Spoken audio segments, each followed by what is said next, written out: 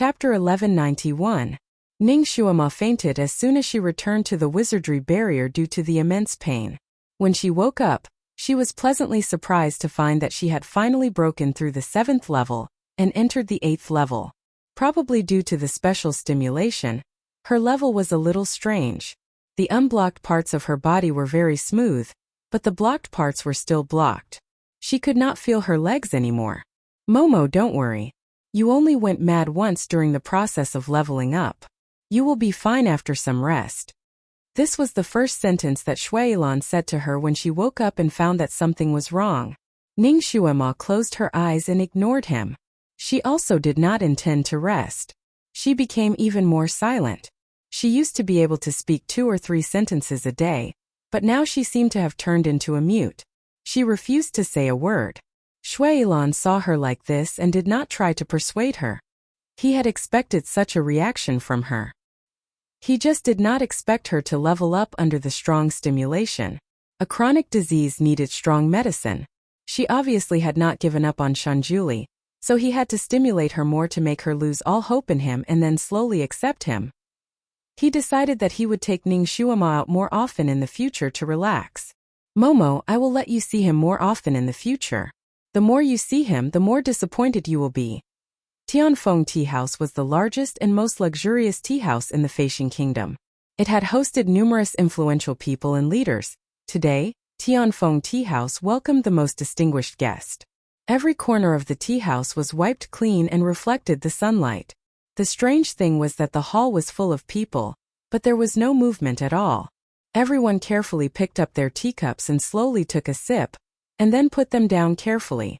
They communicated with their table mates by hand gestures. Those who did not have a seat next to them asked for a pot of tea and a small cup, then poured themselves a cup. They did not complain at all. Instead, everyone's face was full of joy, as if it was a great honor to be able to stay in this tea house. The waiter of Tianfeng Tea House laughed like a blooming flower, but he didn't dare to make a sound, because the person upstairs was the god of Tianxi continent, the overlord. The light at the door dimmed, and an old couple slowly walked in. Both of them had a refined and calm aura. But the noble aura they exuded made people not dare to underestimate them. The old man carefully supported the person beside him and protected her, as if she was a fragile porcelain. The waiter came forward to greet them, and was just about to gesture to them that the building was full, and that they should come back another day, when he suddenly froze, and then dazedly led the 2 of them to the 2nd floor. The people in the living room were stunned. Then they resumed the scene from before, as if no one had noticed the 2 of them. The waiter led the old couple to a private room on the 2nd floor in a daze. After serving them a pot of good tea, he left in a daze. Only when he went downstairs did he return to normal. He was so busy that his feet didn't touch the floor. Ning Shuama's body stiffened as Shuailan helped her step by step up the stairs to the 2nd floor. In the private room on the right at the front there was a white figure. That white figure was hazy like an immortal, making it hard to see clearly. However, one could see that it was a peerlessly handsome man, and beside him stood a beautiful woman in a light yellow dress. Ning Shuama glanced at them and felt her heart twist. It was as if a row of fine steel needles had pierced her heart, leaving behind countless bloody wounds. Shunjuli and Yunshi, it was them again. In the past few months she had been coincidentally meeting them more frequently than usual. Chapter 1192. Up until now they had already coincidentally met 3 times. It was almost once a month, which was comparable to her period. She glanced at Shuailan beside her. Needless to say, this person was behind this. This person seemed to have an unusually accurate grasp of Shunjuli's whereabouts. Every time she came out, she would bump into them coincidentally. Madam, please take a seat. Shuailan, who was disguised as an old man, helped her sit down in the private room on the left. Shunjuli paused in the middle of painting. He glanced over at Shunjuli. Then he shifted his gaze and continued to paint. Under his brush, a peerless beauty in a light yellow dress gradually took shape. It was so lifelike that it seemed as if the beauty would walk out of the painting with just a breath of air. Every frown and smile was charming. Shuailan pulled Ning Shuama, who had been immobilized, into his arms and fed her intimately. At the same time, Shui Ilan's languid and magnetic voice rang in Ning Shuama's ears. Momo, look. Who is Shenjuli painting? Could it be that you? Ning Shuama closed her eyes. Her eyesight was excellent, so she had long seen that Shenjuli was painting the woman beside him, Yunxi. Her heart felt like it was being squeezed tightly by someone. She pursed her lips and looked at Shenjuli. This time, Shui Ilan had finally allowed her to see him face to face. She watched him drink tea, watch him paint, and watch him lazily pass by her in an open carriage. Shui Ilan had created all sorts of coincidental encounters, but he had never allowed her to talk to Shenjuli. Every time she would only look at him from afar or close up. And every time she saw him, she would see him with Yunxi. She had met Shenjuli face to face twice, and they had even looked at each other. Unfortunately, he looked at her as if he was looking at a stranger. He only glanced at her once. After a glance, they continued to brush past each other. Shui Ilan pinched her chin and turned her back. His heart ached as he caressed her lips. At the same time, he used secret voice sending to continue speaking in her mind. Momo, don't be like this. My heart will ache. Ning Shuama tilted her head to avoid his fingers and closed her eyes in silence. Images of Shenjuli flashed through her mind. She remembered the way Shenjuli had looked in the past few days. Momo, open your eyes. Be good. Look, the person you once loved wrongly has already forgotten about you. Furthermore, he has a new lover. Shui Ilan's voice continued to resound in her heart, each word piercing her heart. Ning Shuama finally opened her eyes in anger, and met Shui Ilan's affectionate and gentle gaze. His gaze was too affectionate, but hers was extremely cold. Momo, forget him. He's not worthy of your love. We're a pair. We were in our previous lives and we are in this life as well. For all eternity you'll always be my Momo. Shui Ilan's voice was full of seduction and determination. Ning Shuama turned her head away, refusing to look at him. Shui Ilan pinched her chin and gently turned her head back, forcing her to look into his eyes.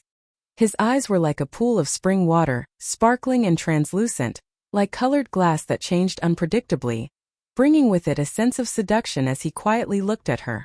Ning Shuama looked at the white and yellow figures not far away, and her fingers clenched tightly. Almighty, have you really forgotten about me? I'm Shuama, your Shuama, how could you forget about me? They weren't far apart, and they could see each other if they looked up. However, Ning Shuama felt as if there was an insurmountable gap between them. Chapter 1193. He was just there, painting for the beauty, completely forgetting about her. She was here, bitterly guarding the endless yearning, unable to make a sound. So close yet 1,000 miles away, truly so close yet so far. After a few months of recuperation, her legs could already walk freely, but she still couldn't truly circulate her cultivation. However, according to her recovery speed, she should be able to fully recover after 3 to 2 months of recuperation. She had already secretly studied the enchantment.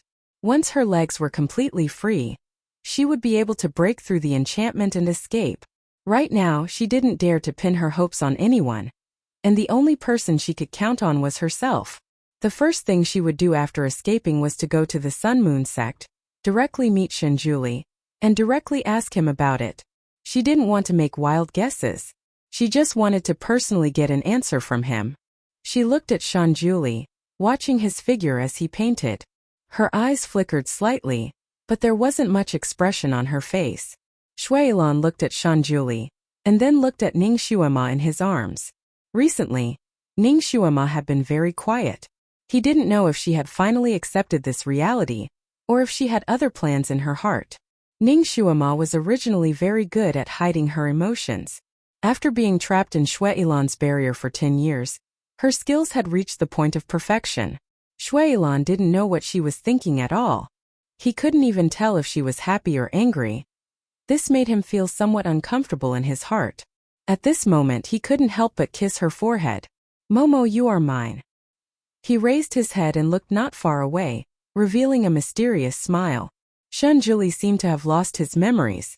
This was really a good thing for him. He could appear in front of him with Momo without any fear, and Shenjuli could only look at them. Shenjuli's painting hand paused slightly. Then he continued painting. He had always been very focused on painting, but this time he didn't know why. but he kept getting distracted. The person next door had appeared beside him many times. Although he had used a camouflage technique, he could recognize him at a glance. He was a great demon. Shenjuli was not a busybody. As long as the demon did not do anything evil, he could not be bothered. But he always seemed to appear by his side on purpose, bringing a different woman with him every time. But these women all had the same aura, proving that they were the same person, just that they often changed their appearance. More importantly, this woman gave him an inexplicable sense of familiarity. Seeing how intimate the two were, Shenjuli felt a little uncomfortable. He always felt that the person beside the big demon should be his. Moreover, the smile that the greater demon gave him seemed to be filled with provocation. This made him feel even more uncomfortable.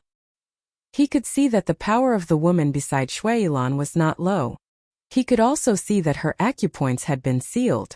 She seemed to be forced to stay beside the big demon. But he had always disdained to meddle in other people's business, and was too lazy to ask. There were too many injustices in this world, and he was not a hero who would do trivial good deeds. He had his own code of conduct and would not make an exception for an ordinary person. But, was that woman really an ordinary person? Ningshuama quietly avoided Shuilan's hand and closed her eyes again. Since she couldn't change anything for the time being, she didn't need to look at the two people to provoke herself and make a fool of herself in front of Shuilan. She would return to Shenjuli's side. Then she would understand everything. She would also not let go of the main culprit, Wu Mo. Chapter 1194. Momo, do you know? The way you look right now makes people want to kiss you. Shuilan moved closer to her, his lips touching her earlobe. Although she was disguised as an old woman, it was only an ordinary disguise. Her aura was still the same.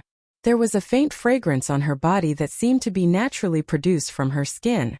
It was as seductive as a poppy flower. Ningshuama impolitely extended her hand and pushed him away, sending him a single word, "Scram." Shuilan immediately held her hand. Although her hand looked rough, it was still as firm and soft as a young girl's. He gently kissed her fingertips and said, "Momo, have you ever heard of the saying, hitting is affection, scolding is love?" Every time this bastard came out, he would tease her. No matter what kind of disguise she was disguised as, he could always pretend to be affectionate. This made Ningshuama want to send him flying with a slap. Now that he looked like an old man, wasn't he afraid that the surrounding people would be shocked to see him teasing an old woman with a wrinkled face? How many goosebumps would she get? Was it really fun to treat sappiness as fun? Ningshuama was about to take the risk of him tearing off a layer of her skin to withdraw her hand when she suddenly heard a gust of wind. A silver-white light flashed without any warning. It went straight for Shuilan's forehead. This time Shuilan was completely unprepared. He couldn't block it and subconsciously fell backwards. Suddenly, he felt his arms suddenly empty. Ningshuama, who had been in his arms all this time, was suddenly snatched away by someone. This sudden change happened too fast, so fast that no one could react. Even lightning couldn't compare to its speed.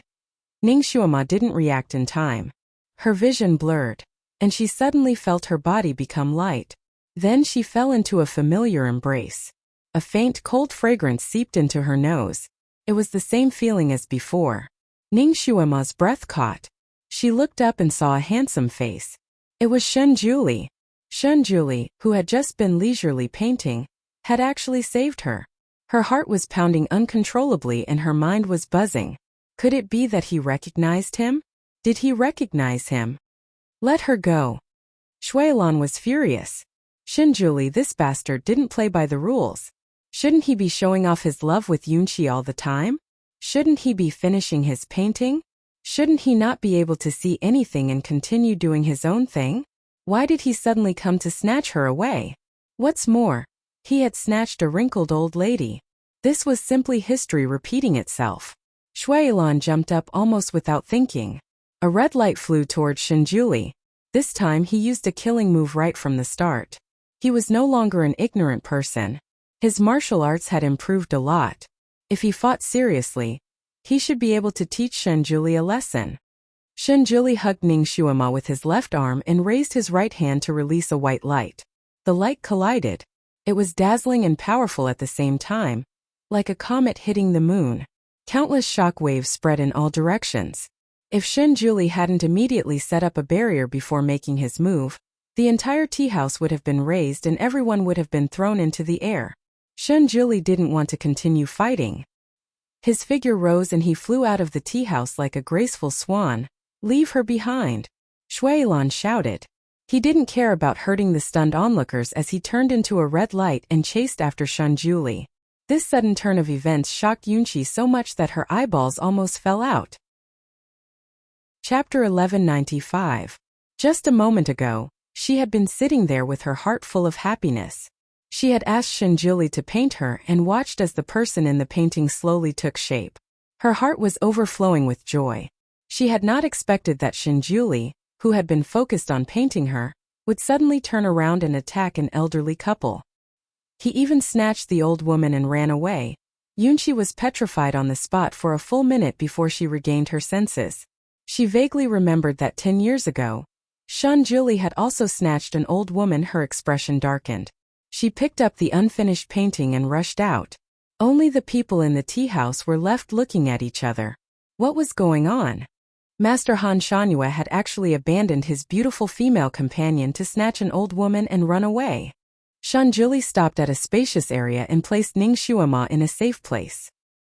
He unsealed her acupoints and was about to turn around when she suddenly pulled on his sleeve.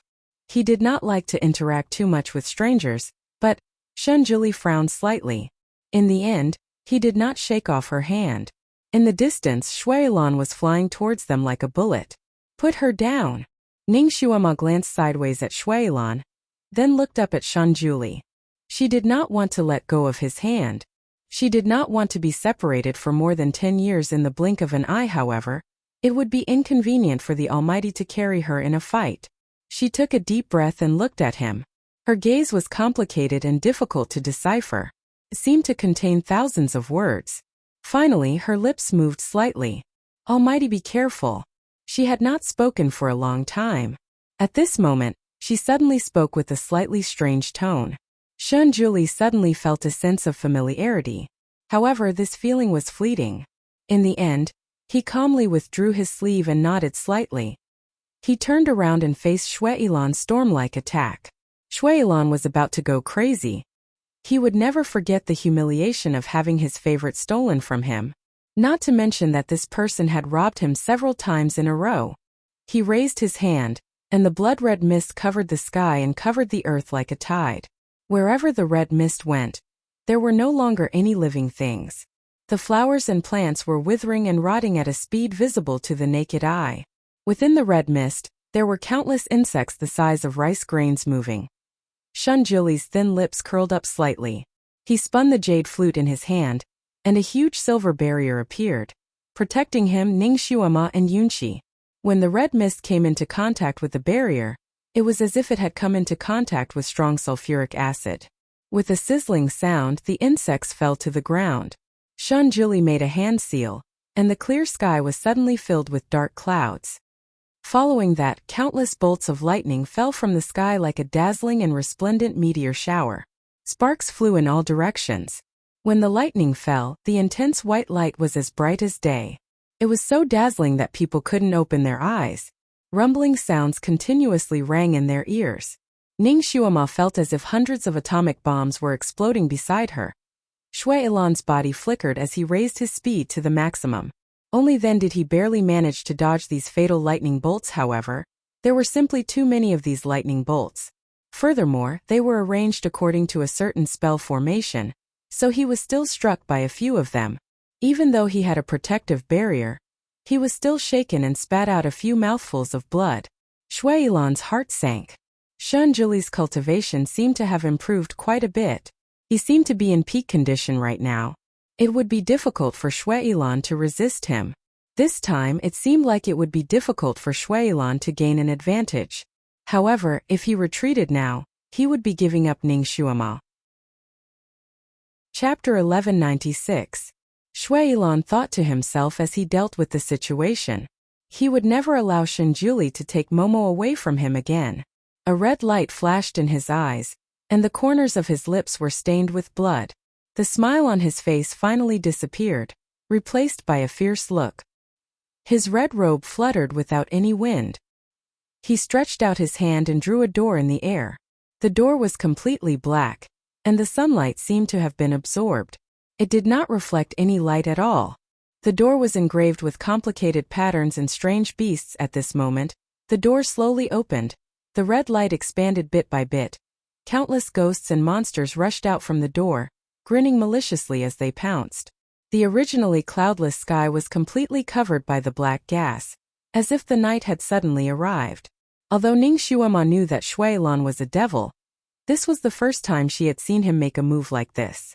This scene had appeared countless times in her previous life, making her feel as if she had returned to the era of Shuya Moha.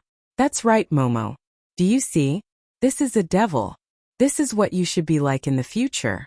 They should be your subordinates. The Loli's voice sounded in her mind again. Ning Shuama could almost see the little Loli's proud expression. Following the little Loli's voice, she suddenly had the urge to rush forward and sniff the black gas. She and Yunqi were currently protected by Shan Julie in a spherical barrier. She was originally sitting, but now she could not help but stand up. Ning Shuama? Yunqi suddenly transmitted her voice. Ning Shuama subconsciously turned to look at her. Yunqi's expression changed slightly. It's really you. You're not dead. Ning Shuama smiled. What? Are you that eager for me to die? Her smile seemed to have a sinister ghost aura. The wrinkles on her face were all wrinkled together, and her extremely black eyes seemed to be surging with a red light. Yunqi's heart inexplicably turned cold. This kind of Ning Shuama actually made her feel cold all over. However, her psychokinesis cultivation was profound. She moved her fingertips and formed a spell. You've been possessed by the devil? Ning Shuama's tyrannical nature surged within her, giving her the urge to destroy everything. He especially wanted to destroy Yunqi, however. Yunqi's words were like a sudden clap of thunder that struck Ning Shuama's head and startled her. Possessed by the devil? How could this be? She wouldn't fall for that little Loli's trick. He wouldn't turn into a demon. She was Ning Shuama, not anyone else. She bit the tip of her tongue. The sharp pain woke her up. She took a deep breath and glared coldly at Yunqi. You are the one who has been possessed. Yunqi. She then looked at Ning Shuama. Her face was tense as she looked in the direction of the battlefield. There was no other aura around her. It was as if the extreme heat and extreme cold pressure was just an illusion. She stared blankly. Could she have been mistaken? She secretly sensed Ning Shuama's aura again. She had a normal aura, but there was also a trace of a mortal aura. Yunqi's heart skipped a beat as she blurted out, You've actually cultivated to Earth rank level 8? Ning Shuama didn't even look at her as she replied indifferently, I think your attention shouldn't be on me. Yunqi choked. Only then did she remember that Shan Julie and Shui Lan were fighting. She hurriedly looked at the battlefield again. Then she clenched her fists slightly. Was this the gates of hell? Was this devil crazy? Once the gates of hell were opened, thousands of ghosts would come out in full force, and the human world would become a purgatory. This would definitely be a disaster for the world. Chapter 1197. Sir, you have to seal this hell's gate. Yunqi shouted from within the barrier. Shan Julie obviously knew this as well. He frowned slightly and waved his sleeves to kill the ghosts that were pouncing on him. He finally understood what Shui Lan was trying to do. These ghosts couldn't harm Shan Julie at all, but it was definitely a terrible nightmare for the people in this city. This great demon wanted to use the lives of the people in this city to hold him back so that he could find an opportunity to snatch Ning Shuama away. This great demon seemed to be going all out. He sent a ray of white light carrying a strong purifying power over and enveloped the gate, forcibly stopping it from expanding. Half of the demons that came out were enveloped by the purifying power. They screamed miserably as they turned into ashes, however. There were now hundreds and thousands of demons and ghosts floating outside. Some of them pounced on Shan Julie, while others took the opportunity to flee into the city. Shan Julie waved his hand, and a guqin suddenly appeared in front of him. He sat down cross-legged and began to play. The sound of the guqin was like a gentle Buddhist chant. It was as gorgeous as heavenly flowers and as gentle as the spring breeze in March. It made people feel comfortable and had a strong purifying power. Wherever it passed, It dissolved the winter's ice and dissipated the demonic aura floating in the air. Wherever the sound of the guqin passed, all the demons and ghosts covered their ears in pain, struggling and howling. Shuailan was naturally affected by the sound of the guqin. His body swayed slightly as he looked at Shanjuli with a murderous gaze. Suddenly, a blue guqin appeared in front of him. His jade-like fingers gently stroked it, and waves of mournful demonic sounds were constantly heard. The two peerless experts were fighting. Yunqi could only stand to the side. She couldn't interfere at all. Ning Shuama's telekinesis was completely sealed. Fortunately, she was inside the barrier set up by Shanjuli. This barrier had the effect of blocking the demonic sounds, so she didn't suffer much from the impact. However, it was strange. Although she didn't like Shuailan's music, she also felt uncomfortable when she heard Shanjuli's Buddhist chants. Subconsciously, she didn't like listening to it. In her mind, the little loli screamed, "So noisy! So noisy! Stop playing!" This little loli seemed to be unable to hear the purifying sound. Ning Shuama was overjoyed. She originally wanted to cover her ears and not listen to any music. However, at this moment she endured it. Not only did she not cover her ears, but she also subconsciously tried to catch Shanjuli's music. Beside her, Yunqi secretly clenched her fists as a thought ran through her mind. Should he take this opportunity to get rid of Ning Shuama? As long as she was alive, there was a possibility that Shanjuli would fall into a trap again. It was not easy for him to wait for this day. It was not easy for him to be able to stay by Shanjuli's side like a friend again. She clenched her fists. Ning Shuama was very sensitive. Although Yunqi hadn't made a move yet, she had already sensed the faint murderous aura coming from her. Her heart sank slightly.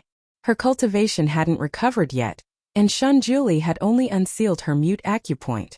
Her current ability was that of an ordinary person's.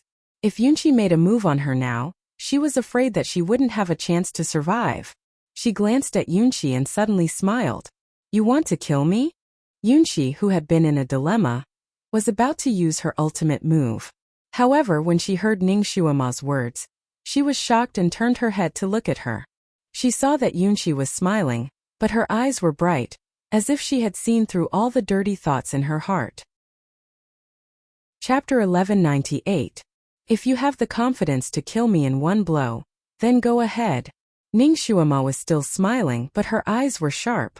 But do you think you have the ability to do so? Yunqi choked and her eyes darkened. She could only see that Ning Shuama had cultivated to Earth rank level 8, but she didn't see that Ning Shuama's telekinesis was still sealed. Ning Shuama had always been crafty in battle. Back then, she had defeated an Earth rank level 5 expert with her telekinesis at Earth rank level 2. Not only had this news spread throughout the Sun Moon sect, but it had also reached Yunqi's ears. Although Yunqi had cultivated to Heaven rank level 1, her actual combat skills were still not strong, so the chances of her fighting with others were very low. She really didn't have the confidence to kill Ning Shuama, who was already at Earth rank level 8 in one blow. If it had been a sneak attack, it would have been possible. However, Ning Shuama, who was more cunning than a fox, had already sensed her intentions and was definitely on guard. Even if she attacked 10 times, she might not be able to do anything to her. Instead, it would make the D-Zune suspicious. Yunqi had already figured out the pros and cons. She loosened her fingers slightly and glanced at Ning Shuama. "You think too much. My sword has never been aimed at the innocent." She took the initiative to find a way out of this embarrassing situation. While she was at it, she also belittled Ning Shuama. Ning Shuama smiled and said leisurely, "My sword also won't casually attack unrelated people. We are in the same boat." Yunqi was speechless. Her pretty face turned green and white. She had never been Ning Shuama's opponent when it came to bickering. She clenched her fists in her sleeves and finally smiled faintly. She said proudly, "This fairy won't lower herself to the same level as a mortal." Ning Shuama sat there, looking more leisurely than Yunqi. "If you have the time to talk nonsense with me, why don't you go help the great god?" Yunqi was speechless. She looked at the battlefield again. The two experts had already fought until the sky turned dark, and the sun and moon lost their light. The two guqin sounds were like water ripples, constantly colliding in the air. In the sky, intense white and red lights intersected and reflected each other. The sound was like thunder, exploding in all directions. Those fiendish demons naturally became cannon fodder. Those who were affected by the zither music were reduced to ashes. Ning Shuama felt as if she was bathing in the spring breeze for one moment, and then her heart suddenly clenched. It was as if there was a string in her heart that was constantly being pulled and loosened again. Yunqi glanced at Ning Shuama. She wanted to show off her abilities in front of Ning Shuama to intimidate her. She stood up and waved her arms like flowers blooming. A wave of pale silver light rushed towards the black, illusory demons that were escaping in the air. In just a moment she had eliminated 2 or 3 of them. Shuailan, who had already been on the losing end, realized that he had no chance of winning when he saw Yunqi make a move. He spat out a mouthful of blood, and his Guqin music was no longer in tune. Meanwhile, Shunjuli's Guqin attack had already arrived. It broke Shuailan's protective barrier and directly affected his body. When he was hit by the powerful purifying power, his body flew out like a kite with a broken string. He almost crashed into Ning Shuama's barrier. Shuailan fell to the ground, his eyes meeting Ning Shuama's. Ning Shuama's eyes were so dark that he couldn't see her emotions at all. They had been together for 10 years. Now that he had gotten hurt because of her, he couldn't see any trace of heartache in her eyes. His heart suddenly felt stifled. A mouthful of blood surged up again, but he forced it back down. In the past 10 years, Shunjuli had indeed recovered his body to its peak condition. Chapter 1199. At this moment she shouldn't face him head-on. There would be more opportunities in the future, so there was no need to fight to the death here. Shuailan had always been good at judging the situation, so he made a decision in the blink of an eye. He laughed and said, "Momo, do your best. I will wait for your good news." He took one last look at Ning Shuama before he turned into a red light and left. Ning Shuama was speechless. This bastard still wanted to trick her before he left. She looked at Shunjuli. Shunjuli casually glanced at Shuailan, who had already turned into a dot, but he didn't chase after him. He lifted his sleeve and removed the barrier surrounding Ning Shuama's body before lowering his eyes to look at her. When their gazes met, Ning Shuama's heart thumped wildly, but she still smiled at him. "Do you believe his words?" Shunjuli looked into her ink-black eyes, and his heart trembled. There was always an inexplicable closeness between them, and that strange feeling of wanting to protect her surged up again. Yunqi said, "Dizwa, this woman has been with that great demon all this time. What he said before he left might have some hidden meaning. You have to be careful." Her righteous words were stuck in her throat before she could finish speaking.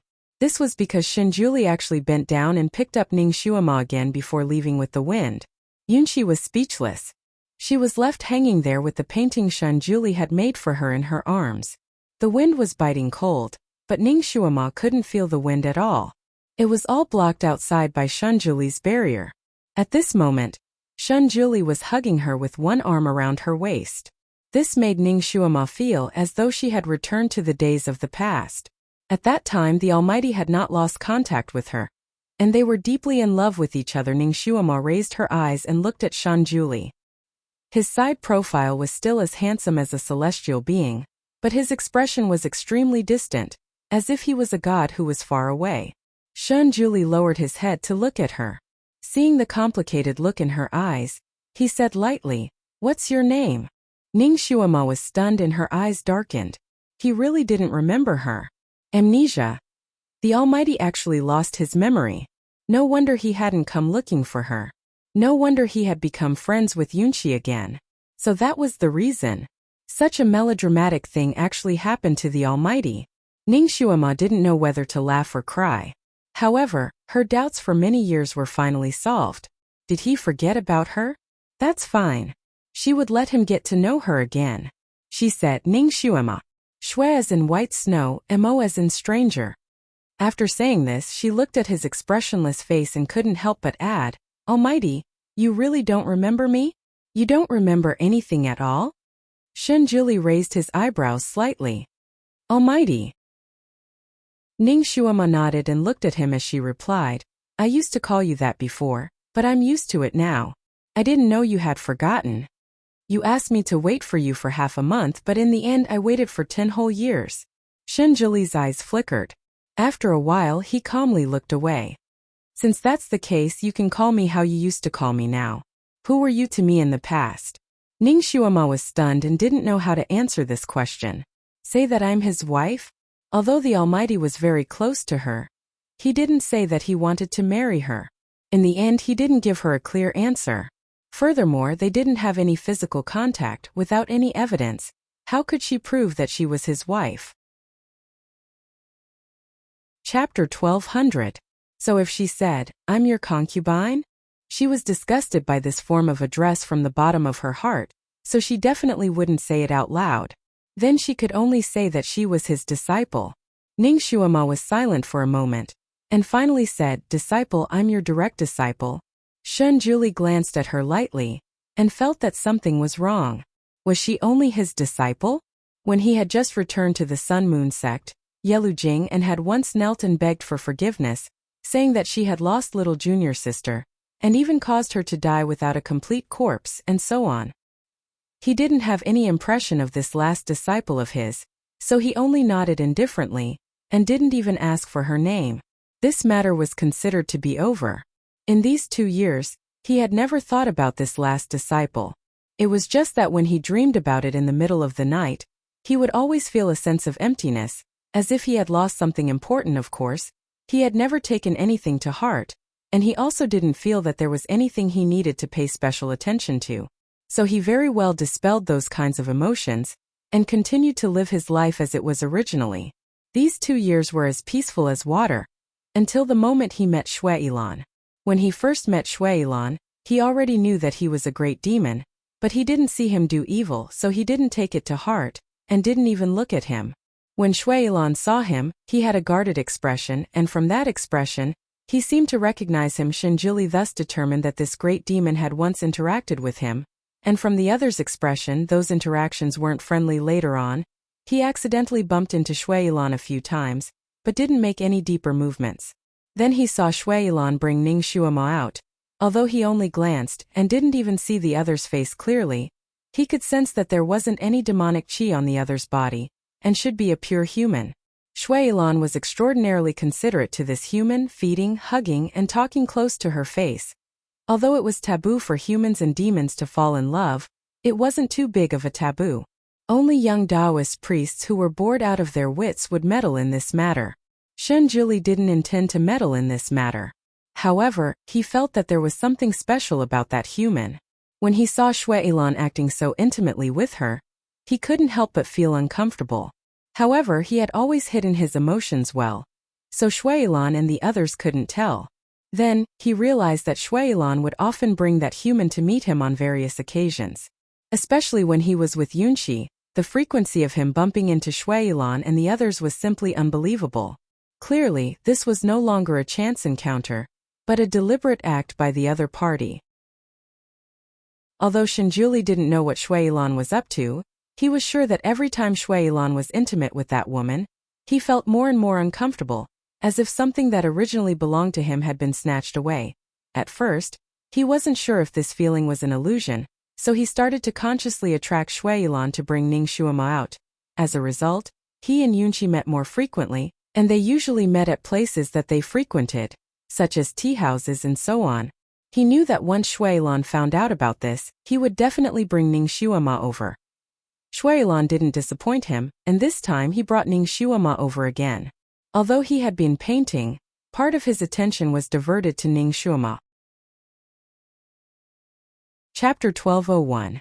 Shenjuli could feel that Ning Shuama's gaze was constantly on him. She was also repulsed by Shuailan's intimacy with her. This woman was forced. She wasn't willing to be with Shuailan. When he realized this, he actually felt very gratified. At the beginning of this operation, he had already decided to snatch her away.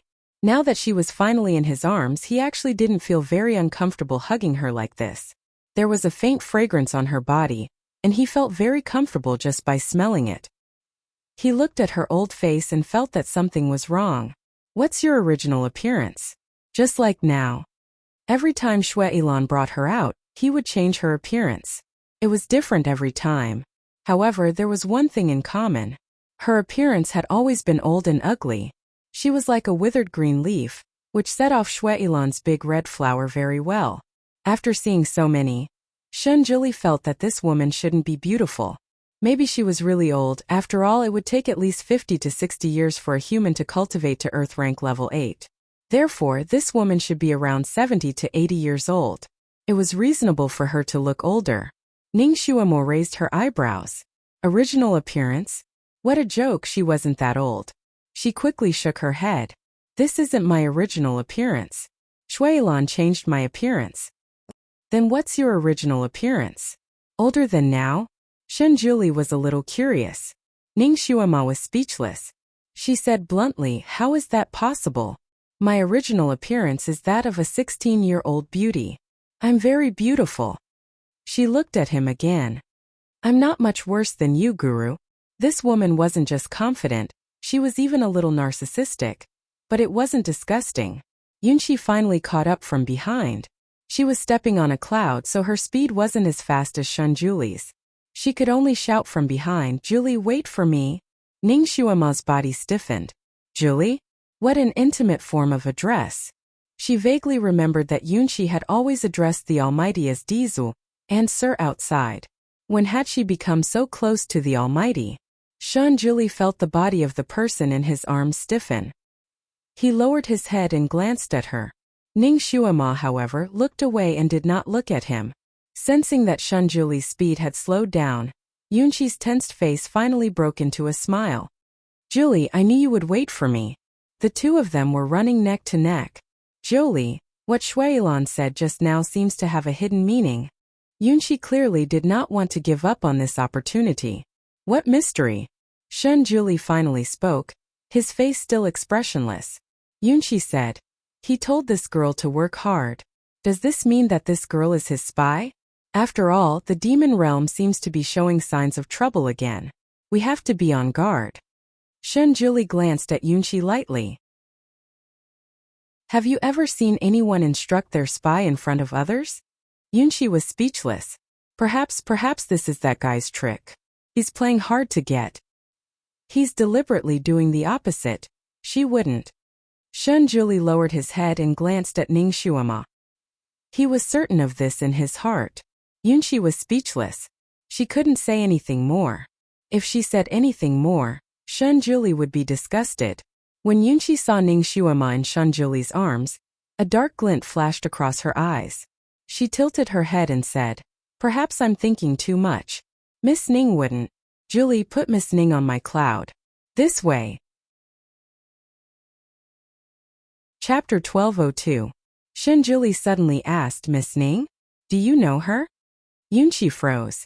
She had only wanted to prevent Shunjuli from hugging Ning Shuama, and had let it slip out of her mouth in a moment of panic. She could only nod. Yes, Julie. Isn't she your disciple? Shunjuli asked again. Is this her original appearance? Yunqi froze. After a while she said, no. Shunjuli glanced at her and continued, then how do you know she is my disciple? Yunqi felt cold sweat trickling down her forehead. She had assumed that it was Ning Shuama because only Ning Shuama could make Shunjuli so nervous. Furthermore, when Shui Ilan had abducted Ning Shuama, they had disguised themselves as an elderly couple. Therefore, she had called her Miss Ning without hesitation. However, she couldn't tell Shunjuli this reason. Shunjuli had finally forgotten Ning Shuama. She couldn't let him recall his feelings for Ning Shuama. She had an idea and pretended not to understand. Yunqi, I heard that Shui Ilan abducted your disciple Ning Shuang. Therefore, Julie, the person you rescued was naturally Miss Ning. Shunjuli glanced at her but didn't say anything. Yunqi didn't know if he believed her or not. After waiting for a long time, she didn't hear any response from him. He should have believed her, right? She glanced at Ning Shuama again, and felt that the way she nestled in Shunjuli's arms was really annoying. Therefore, she repeated herself. Julie, put Miss Ning on my cloud. Miss Ning is a woman after all. What Yunqi said made sense. According to the rules of the secular world, men and women shouldn't touch each other. As her master, he really shouldn't be hugging his female disciple. However, he lowered his head and looked at Ning Shuama in his arms, who seemed to be thinking about something. Was she really just a disciple? Shunjuli carefully looked at Ning Shuama in his arms. After looking at her for a long time, he was sure she still wanted to hug him. Thus, he said indifferently, "No need." Ning Shuama finally glanced at Yunqi. With one glance, she knew what this woman was thinking. Yunqi was still too young, so her emotions were written all over her face. Ning Shuama snuggled deeper into the Almighty's embrace. She found a comfortable position and stopped moving. Yunqi. The three of them sped back to the Sun-Moon sect. Shunjuli suddenly asked, "Shuama, where do you live?" He called out Shuama so naturally, as if he had called her countless times. That was indeed the case. Ning Shuama was stunned for a moment before she answered honestly, "Tianyin Peak." Shunjuli pondered for a moment, but he didn't say anything. He just carried Ning Shuama up the Tianyin Peak. Ning Shuama raised her eyebrows slightly when she saw that Yunqi had followed them shamelessly. She glanced at her and then looked away. The Tianyin Peak was still the same. The only difference was that one had lost her memories, while the other's state of mind had changed. Shunjuli put her down and said indifferently, "Go back to your room." Everything seemed to have returned to square one. The Almighty had become cold again. It didn't matter. She could just make him fall in love with her again. Patience was something she didn't lack. Plus, the Almighty wasn't repulsed by her approach, right? This was a good sign. Ning Shuama nodded. Just as she was about to turn and leave, the Almighty's voice was heard from behind her. "Wash your face and come see me again." There was a hint of disdain in his tone. Ning Shuama. She hadn't turned into an old lady on purpose. Chapter 1203. Ning Shuama returned to her side chamber. Looking at the familiar yet strange room in front of her, she was slightly stunned.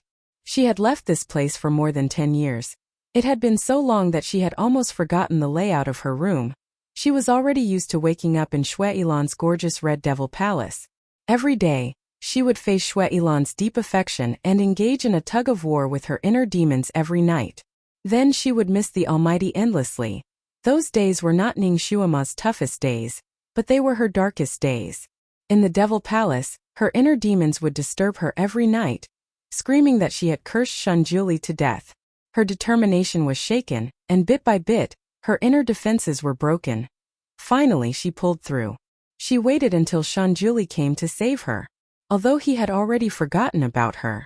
But to be able to see him again, to be able to throw herself into his arms again, was a gift from the heavens. She looked around again. The hall was black and white, and the old things that she used to use were all gone. They must have been thrown away by someone. The hall was so cold that there was no sign of life. She clenched her fists. Who was the one who threw her things away? Was it the Almighty? Or Wuemo? Thinking of the substitute of the Almighty, she felt anger in her heart again. Wuemo was still alive after killing her. Relying on the fact that the Almighty had lost his memory, he probably did not receive any punishment and was still living well. She stood in front of the dressing table and looked at the old face in the mirror. She was speechless. Shuilan, this bastard, always disguised her to be so ugly. Fortunately, the disguise this time was not the kind that was difficult to undo for the first time. Ning Shuama could easily undo it herself. As she slowly removed the fake skin, her original delicate face was finally revealed. Ning Shuama looked at herself in the mirror and remained silent. The person in the mirror was still beautiful and elegant, but those lively eyes were now filled with fatigue and vicissitudes of life. She had not slept well for 10 years. Moreover, she had become much quieter. Facing the Almighty, she originally had a lot to say, but she could not say a single word. Xue Ilan imprisoned her in the Devil Palace. She did not even have anyone to talk to. The only person she could talk to was Xue Ilan. But Ning Shuama did not want to talk to him. Therefore, she became more and more silent and indifferent. This problem could not be cured in a short period of time, but as long as she was by the Almighty's side, she would slowly recover. When she finished washing herself, her heart, which had been silent for 10 years, finally, her heart, which had been silent for 10 years. Everything had happened too quickly. Before she could react, she had already been taken away by the Almighty to the Tianyin Peak. Now that she had to face Shunjuli, whom she had not seen for 10 years, her nervousness, excitement, joy and grievance finally came back. They turned into a torrent that rushed into her heart. She could not help but touch her face. She was 14 years old when she left him, but now she was 24 years old. She was born with the appearance of a loli, and because of her early success in cultivation, her appearance was not much different from 10 years ago. The only difference was that she was taller and had a devilish figure. She wondered how he would react when he saw the real her. He used to like her so much. If he saw her real appearance, even if he had lost his memory, he should still have some impression of her, right? Chapter 1204. Maybe he would remember and regain his memories. 10 years of lovesickness and torment. Now that they were reunited, she really wanted to rush into his arms and tell him all the grievances and longings she had suffered all these years. She wanted to cry in his arms. She wanted him to hug her and comfort her, just like 10 years ago when he had gently stroked her hair and told her, "Shuama, I'm here." Her heart almost flew into her chest, but her feet were rooted to the ground. How was she going to face Shinjuli, who had lost his memories? Her heart was full of bitter longing. Would he not feel anything at all? For the first time, Ning Shuama acted like an ordinary woman. Her imagination ran wild, and she kept denying herself. Finally, she stepped into the main hall. The main hall was very quiet. Ning Shuama could only hear her own footsteps. Each step seemed to step on her heart, causing her soul to tremble continuously. It was a mixture of excitement, nervousness, uneasiness, and joy. Ning Shuama felt that her heart was about to jump out of her chest. She took a deep breath. She was going to see the Almighty soon. Calm down, Ning Shuama. Show your composure as a secret agent, boss. Don't act like a shy little girl who doesn't know much about the world. Turning around the screen, Ning Shuama felt as if she had been doused with ice water from head to toe. She clenched her hands tightly and tried not to lose her composure. This was normal. Shanjuli and Yunchi were sitting opposite each other with a game of chess in front of them. Yunchi looked a little distressed and pouted unconsciously. "Julie, can't you just let me have a handicap? Just one." Shanjuli tapped his fingers on the chessboard. "Yunchi, don't regret your moves." The Almighty and Yunchi were friends. Wasn't it normal for them to play chess together? However, this feeling was really terrible. The Almighty had asked her to find him after bathing. She had been longing to have a long talk with the Almighty after a long separation. She had been extremely nervous about it. However, the Almighty obviously didn't take her seriously. He didn't plan to meet her alone. Plus, he got along very well with Yunchi. This made her previous nervousness, agitation, and uneasiness seem laughable. She pursed her lips and suppressed the churning emotions in her heart. "Almighty, I'm here." Shanjuli casually glanced at her and said indifferently, "Pour the tea." "Ning Shuema." She lowered her eyes to look at the dress she was wearing and then at her hands. She hadn't dressed up properly for 10 years, but after she came back this time, she dressed up meticulously. Her hair was combed into a complicated and beautiful flowing cloud bun. Because the closet was empty, she couldn't find any clothes that she could wear. So she used a transformation technique to transform the old clothes she was wearing into a long fluttering dress. She tried her best to make herself beautiful so that even if he was not stunned by her beauty, he would at least take a few more glances at her. He did not expect that. He only glanced at her once. It was still an extremely indifferent glance, no different from looking at a piece of furniture in the house. He didn't have any intention of being stunned and naturally ordered her to do things. Ning Shuama suppressed the disappointment in her heart and walked forward. She picked up the teapot and silently poured a cup of tea for Shanjuli. Just as she was about to put the teapot back, she heard his voice again. In the same indifferent tone, he said, "Do you still need me to teach you how to pour tea for Yunchi?" "Pour tea for Yunchi?" Ning Shuama's body stiffened. She tightened her grip on the teapot. Chapter 1205. After a while, she heard herself say, "Yes, master." Her voice was monotonous. Yunchi looked at her with a smug expression. Shinjuli glanced at Ning Shuama. He seemed a little puzzled as to why she had suddenly changed the way she addressed him. However, he didn't say anything and continued playing chess. Ning Shuama lowered her gaze and poured a cup of tea for Yunchi. She suddenly recalled the time when she had played chess with Yunchi. and he had poured a cup of viburnum spring tea for her. The fragrance had filled the air. Through the spiraling fragrance of the tea, she had seen Shanjuli's gentle face. While she had been distracted, she had poured too much water into the teapot and it had overflowed a little. The water had splashed onto Yunqi's yellow dress. Yunqi gasped softly and looked at Shanjuli with an aggrieved expression.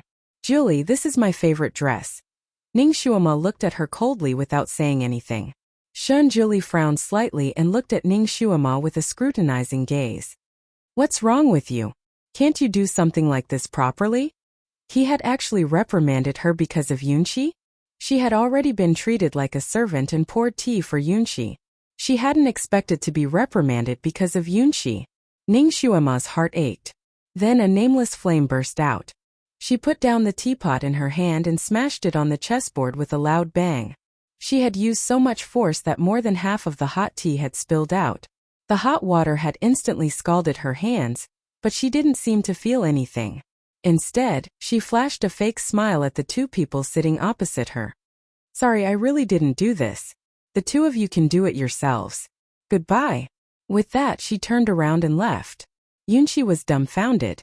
She glanced at Ningshuama and then at Shanjuli and said in surprise, "Jolie." Shanjuli was speechless.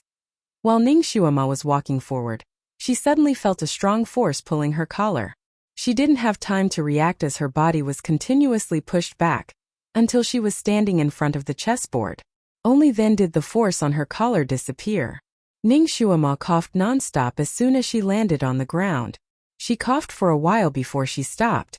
She looked up angrily and saw Shanjuli looking at her coldly. Shanjuli's face was as calm as still water, and his voice carried a trace of coldness. "Apologize. Apologize? Was he going to apologize to Yunqi? Never." Ningshuama glared at him angrily. She pursed her lips tightly and refused to say a word. Shanjuli waited for a while, but she did not apologize. He moved his hand, and Ningshuama retreated a few steps in the air. Then her body suddenly stiffened and she was fixed in place. Shanjuli's voice carried a trace of coldness. "I will let you go when you apologize." After he said this, he ignored her and started to play chess with Yunqi again. Ningshuama looked up and saw his indifferent face and Yunqi's slightly raised lips. "Very good." Ningshuama stood there silently. She did not say a word, as if her mute acupoint had been sealed. The way she was fixed in place was a little strange. It happened to be the way she walked. One of her hands was raised and the other was lowered. One of her legs was slightly raised and the other was slightly bent. After standing for a while, Ningshuama felt her arms and legs aching. Gradually, cold sweat started to form on her forehead. Her telekinesis had not recovered, so she was just an ordinary person now. The time it takes for an incense stick to burn passed. Her body swayed slightly as she lifted her head to look at Shanjuli. He was still focused on playing chess. Out of nowhere, a jade teapot had appeared. At the moment, he was pouring tea for himself and filling a cup for Yunqi. Chapter 1206. The sky blue cup was translucent, and a dark green flower was slowly blooming in the dark green tea. Upon closer inspection, the flower wasn't a real flower. It was made up of countless petals and leaves that formed a beautiful flower. Steam rose in spirals from the tea, and the fragrance of the tea was cool and fragrant. Yunqi looked at Shanjuli with sparkling eyes and took a sip of the tea. She smiled and said, "Julie, is this viburnum spring?" Then, she looked at Ningshuama with a mysterious smile and said, "It is indeed a good tea." Shanjuli said indifferently, "As long as you like it." Viburnum spring. Back then, she had been playing against Yunqi. The Almighty had poured a cup of fragrant viburnum spring for her. Through the steam of the tea, she had seen Yunqi's pale face. Now the tables had turned. She had been fixed there. Shanjuli had poured tea for Yunqi, and Yunqi had smiled proudly as she held the tea. If she hadn't been nailed there, she would have applauded this scene. Ningshuama's heart felt heavy, as if a huge rock was pressing down on it. She closed her eyes slightly and waited for the pain in her heart to pass. Shanjuli raised his head and looked at Ningshuama. When he saw her pale face, he paused for a moment, but it was only for a moment. Before Yunqi could react, he lowered his head and calmly placed another piece. 2 hours passed, 4 hours had passed. She heard the crisp sound of pieces being placed, and in front of her was a beautiful scene of a pair of immortal lovers. She felt like a clown, frozen in a ridiculous position and unable to move. It was a strong contrast to the harmonious and beautiful scene between the two of them. Ning Xuema's whole body was in pain, but she still pursed her lips and didn't say a word. She would never apologize. Yunqi and Shunjuli had already played a few rounds, so time passed quickly. She looked up at Shunjuli and saw that he was still indifferent, but the speed at which he played chess was not as fast as before, and the time he spent in a trance was getting longer and longer. He seemed a little absent-minded. After finishing the game, Shunjuli said indifferently, "All right, let's stop here." He glanced at Ning Xuema again. Seeing that she was still silent and had no intention of apologizing, he paused for a moment and turned to leave. Yunqi was stunned for a moment before she chased after him. At this time it was already evening. Ning Xuema thought that the sky outside must be filled with rosy clouds. The scenery of Tianyin Peak was still the same, just like that day when Shunjuli patted her head and said to her, "Xuema, wait for me to come back." He didn't expect that he would wait for 10 years. What's more, he didn't expect that after waiting for 10 years, he would end up in this situation. Ning Xuema felt blood surging in her internal organs. She tried her best to suppress her emotions and analyze the situation rationally. She was in the wrong just now. She was too agitated after all. The Almighty had lost his memory and was only treating her as an ordinary disciple. Wasn't it normal for a disciple to pour tea for a guest? Wasn't it normal to punish a disobedient disciple? Calm down, calm down. A child's voice faintly sounded in her heart. Don't you feel wronged? Don't you feel sad? He reprimanded and punished you for another woman. He used to love you so much. Ning Xuema closed her eyes and tried her best to suppress the pain in her heart. She retorted in her mind, "He has forgotten about me. He now treats me as his disciple. It's normal to reprimand a disciple." Chapter 1207. That child's voice chuckled, "Momo, are you trying to convince me or convince yourself? Is forgetting a reason? Do you think forgetting in the name of forgetting allows one to wantonly hurt you and be forgiven? Momo, do you really think so? Listen, your heart is crying. Crying so loudly. Can't you hear it?" Ning Xuema took a deep breath, suppressing her churning emotions, and coldly said, "Get lost." That child's voice laughed like a little angel. "Momo, do you still remember how Shunjuli treated you tenderly at Luoying Cliff 10 years ago? He kissed you tenderly and told you to wait for him to come back. And now? You waited for 10 years, but what did you get?" Ning Xuema's hands trembled slightly. Her heart seemed to be tightly gripped by a big hand, and even breathing was somewhat difficult. That voice was full of temptation and innocence. "Momo, this mortal world is too tiring. This emotion is too tiring. Give up. Let me help you, okay? Become a demon.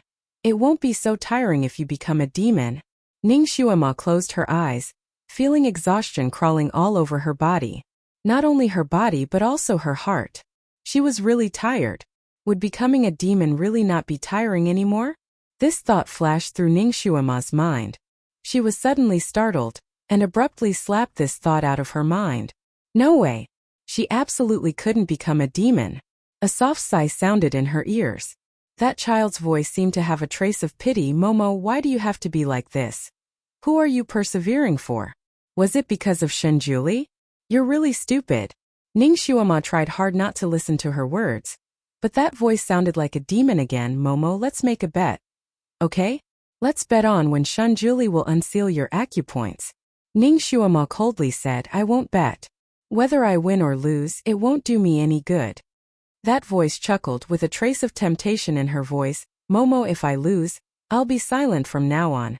And if you lose, you'll become a demon. Is that fair?" Ning Xuema said sarcastically, "I refuse. I don't believe that you will fulfill the bet. Why should I bet with you?" There was a hint of joy in the child's voice, as if he was happy that he knew a secret. "Momo, this is not the real reason. You and I both know. The real reason is that you are not sure whether Shunjuli will come or not, right? Momo, you're already disappointed in him, aren't you?" Ning Xuema felt a sharp pain in her heart, as if someone was gripping her heart tightly. She said coldly, "Shut up." The child's voice laughed even more merrily, laughing unscrupulously. "Momo, I was right, wasn't I? I am you and you are me. If you really didn't have these thoughts, how would I know? Momo, I know your heart better than you do. And I'm also more honest than you." Ning Shuama took a deep breath and forced herself to calm down. With a frosty face she said word by word, "I said, shut up. If you say one more word, I'll destroy my Dantian and die with you." The child's voice laughed a few times and finally stopped talking. Ning Shuama opened her eyes and quietly looked at the sky outside, which was darkening little by little. The moon rose little by little, hanging high in the starry sky. The moonlight slowly flowed down on Ning Shuama's body like water. The night was getting darker and the cold air was getting heavier. Her clothes seemed to be stained with water vapor, which made her skin feel cold. It was as if she was covered with a layer of frost. Her face was pale, her lips were slightly blue, and her eyes were dark without any emotion. Chapter 1208. Ning Shuama's body was already numb. She couldn't feel anything. She kept looking at the door. There was no one outside, only the stars and the moon. She looked at the stars and the bright moon. Standing there, she seemed to be admiring the night scenery. Like a cold and hard stone statue, he stood there emotionlessly, his gaze fixed on the door. After some time, the night was like a thin veil that was peeling off layer by layer. The sky gradually turned white, and then it became bigger and bigger. The sky lit up bit by bit. Ning Shuama suddenly felt her acupuncture points warm up, and then she fell to the ground. She tried to stand up, but found that her legs were already numb, and she couldn't use any strength. She lay on the ground, pursed her lips, and rubbed her calves with her hands. At first she didn't feel anything, but after rubbing for a long time, she felt a trace of warmth on her calves. Then she felt pain and numbness, as if countless ants were biting her calves. She stood up with difficulty and staggered back to her room. There was no emotion in her eyes. All her emotions seemed to have been frozen in the lonely cold night last night. She covered herself with the blanket and quietly looked at the sky outside the window. She couldn't sleep at all. Her emotions were in a mess. Ning Shuama didn't know what she was thinking. That eccentric Lolita kept chattering in her mind again. She couldn't go on like this. Ning Shuama straightforwardly hit her own sleeping acupoint. Finally, it's quiet. Ning Shuama thought in a daze before she fell asleep. When she woke up, it was already evening. The setting sun only left a few strands of colorful clouds in the sky, and it was about to fall into the valley. She actually slept for a whole day without a single dream. Her whole body was sore. This was the after effect of standing for a whole night.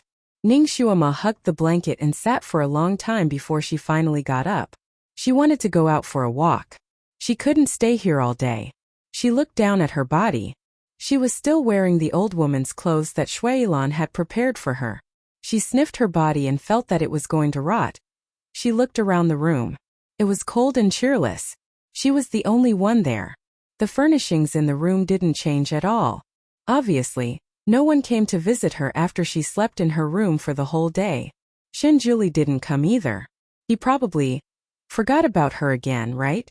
Even if she slept like a log in the room, he probably wouldn't notice. Ning Shuama shook her head abruptly, as if the bitterness in her heart was about to rise again. Stop.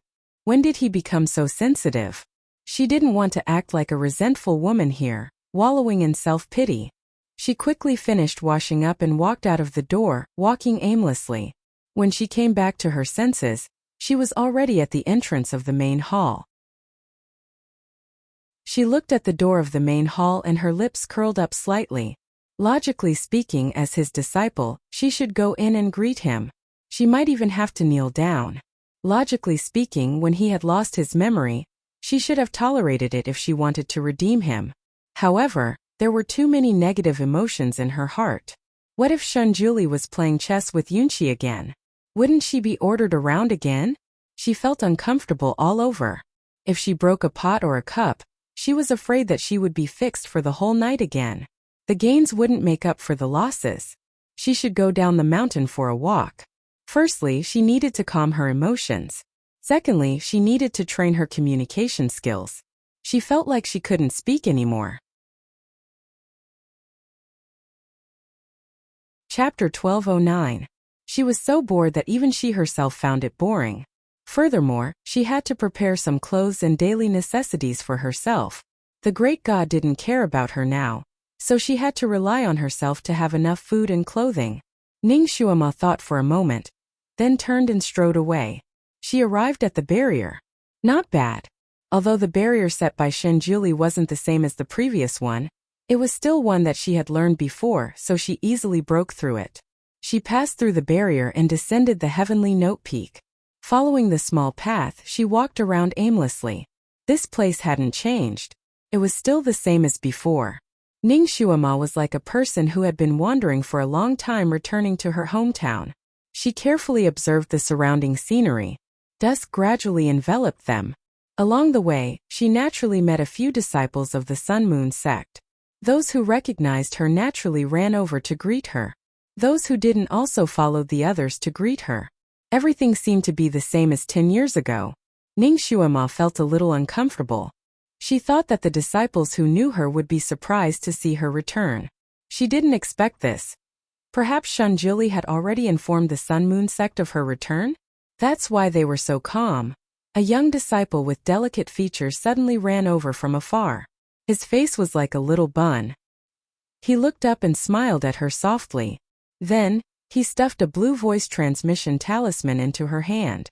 Then he quickly ran away. Ning Xuema looked at the voice transmission talisman in her hand. For a moment she didn't react. The blue voice transmission talisman lit up slightly.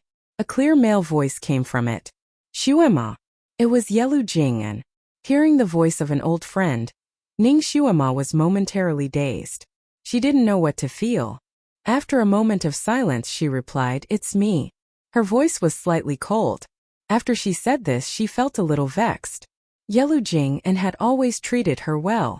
She shouldn't have been so cold. She had really been locked up by Shuilan. She almost didn't know how to communicate anymore. Fortunately Yelu Jing and didn't seem to mind. Xuema, come to the leisurely cloud pavilion. The light from the sound transmitting talisman disappeared. Ning Xuema stored it in her sleeve, feeling a little disappointed. She had been missing for 10 years, and her return seemed to be a little dull. Forget it, she could even accept the Almighty's indifference, so why should she care about other people's attitudes? After all, she wasn't very friendly to others right now. Ning Xuema was not someone who was particularly calculative. After a moment of hesitation, she let go and walked towards the leisurely cloud pavilion. Perhaps Yelu Jing had something to ask, and it just so happened that she also had something to ask him. After walking through a few corridors, the leisurely cloud pavilion came into view. Just as he was about to step in, he suddenly heard a bang, and a beam of light shot up into the sky. Ning Xuemo reflexively looked up at the sky and saw a beautiful firework exploding in the sky. It was gorgeous and beautiful. Following that, fireworks shot up into the sky from all directions and exploded one after another. In the blink of an eye, the entire sky had been covered. The dazzling fireworks painted the deep blue sky with golden and silver lines. Finally, an even bigger firework shot up into the sky. When it slowly bloomed in the sky, a line of words appeared in the sky. Xuema, welcome home. Ning Xuema. She suddenly turned around and saw Yelu Jing, Anne's gentle smile in the night wind. Xuema, welcome home. Behind him, the other senior brothers also turned around and smiled at her. Xuema, you're finally back. Chapter 12:10. Ning Xuema looked at them one by one. 8th senior brother, 9th senior brother, 12th senior brother. She suddenly felt warm in her heart. She didn't know why, but her eyes were a little moist. That faint sense of loss had already disappeared. Someone suddenly rushed out from the pavilion and made a beautiful turn in the air. He landed in front of Ning Xuema and smiled like a flower. Xuema. Martial uncle, you're finally back. You don't know how sad I was when I heard the news of your death. It was Helian Xiao. He opened his arms and planned to give Ning Xuema a big hug. Yelu Jing and glanced at Helian Xiao indifferently. Her eyes contained a warning intent. Helian Xiao's arms froze in midair. He laughed dryly and retracted his arms. He patted 12th Martial Uncle, who was closest to Ning Xuema, and said, Martial Uncle, Xuema is finally back. She's clearly alive and well, but you guys came back to report that she was dead. I was so sad for a long time. 12th Martial Uncle rubbed his arms and glared at Helian Xiao. He looked at Ning Shuima and sighed. Shuima, when you were kidnapped by the great demon back then, we were so anxious. All the spies of the Sun Moon sect were sent out to search for your whereabouts. After searching for half a month, we found a corpse in a valley. The corpse was covered in blood and was wearing your clothes. It was exactly the same as your figure. The blood was also yours. We thought it was you. Shui Ilan indeed made a fake corpse to fool the people of the Sun Moon sect. Ning Shuima had already guessed it. Now that she finally got confirmation, she nodded. Helian Xiao couldn't help but interrupt.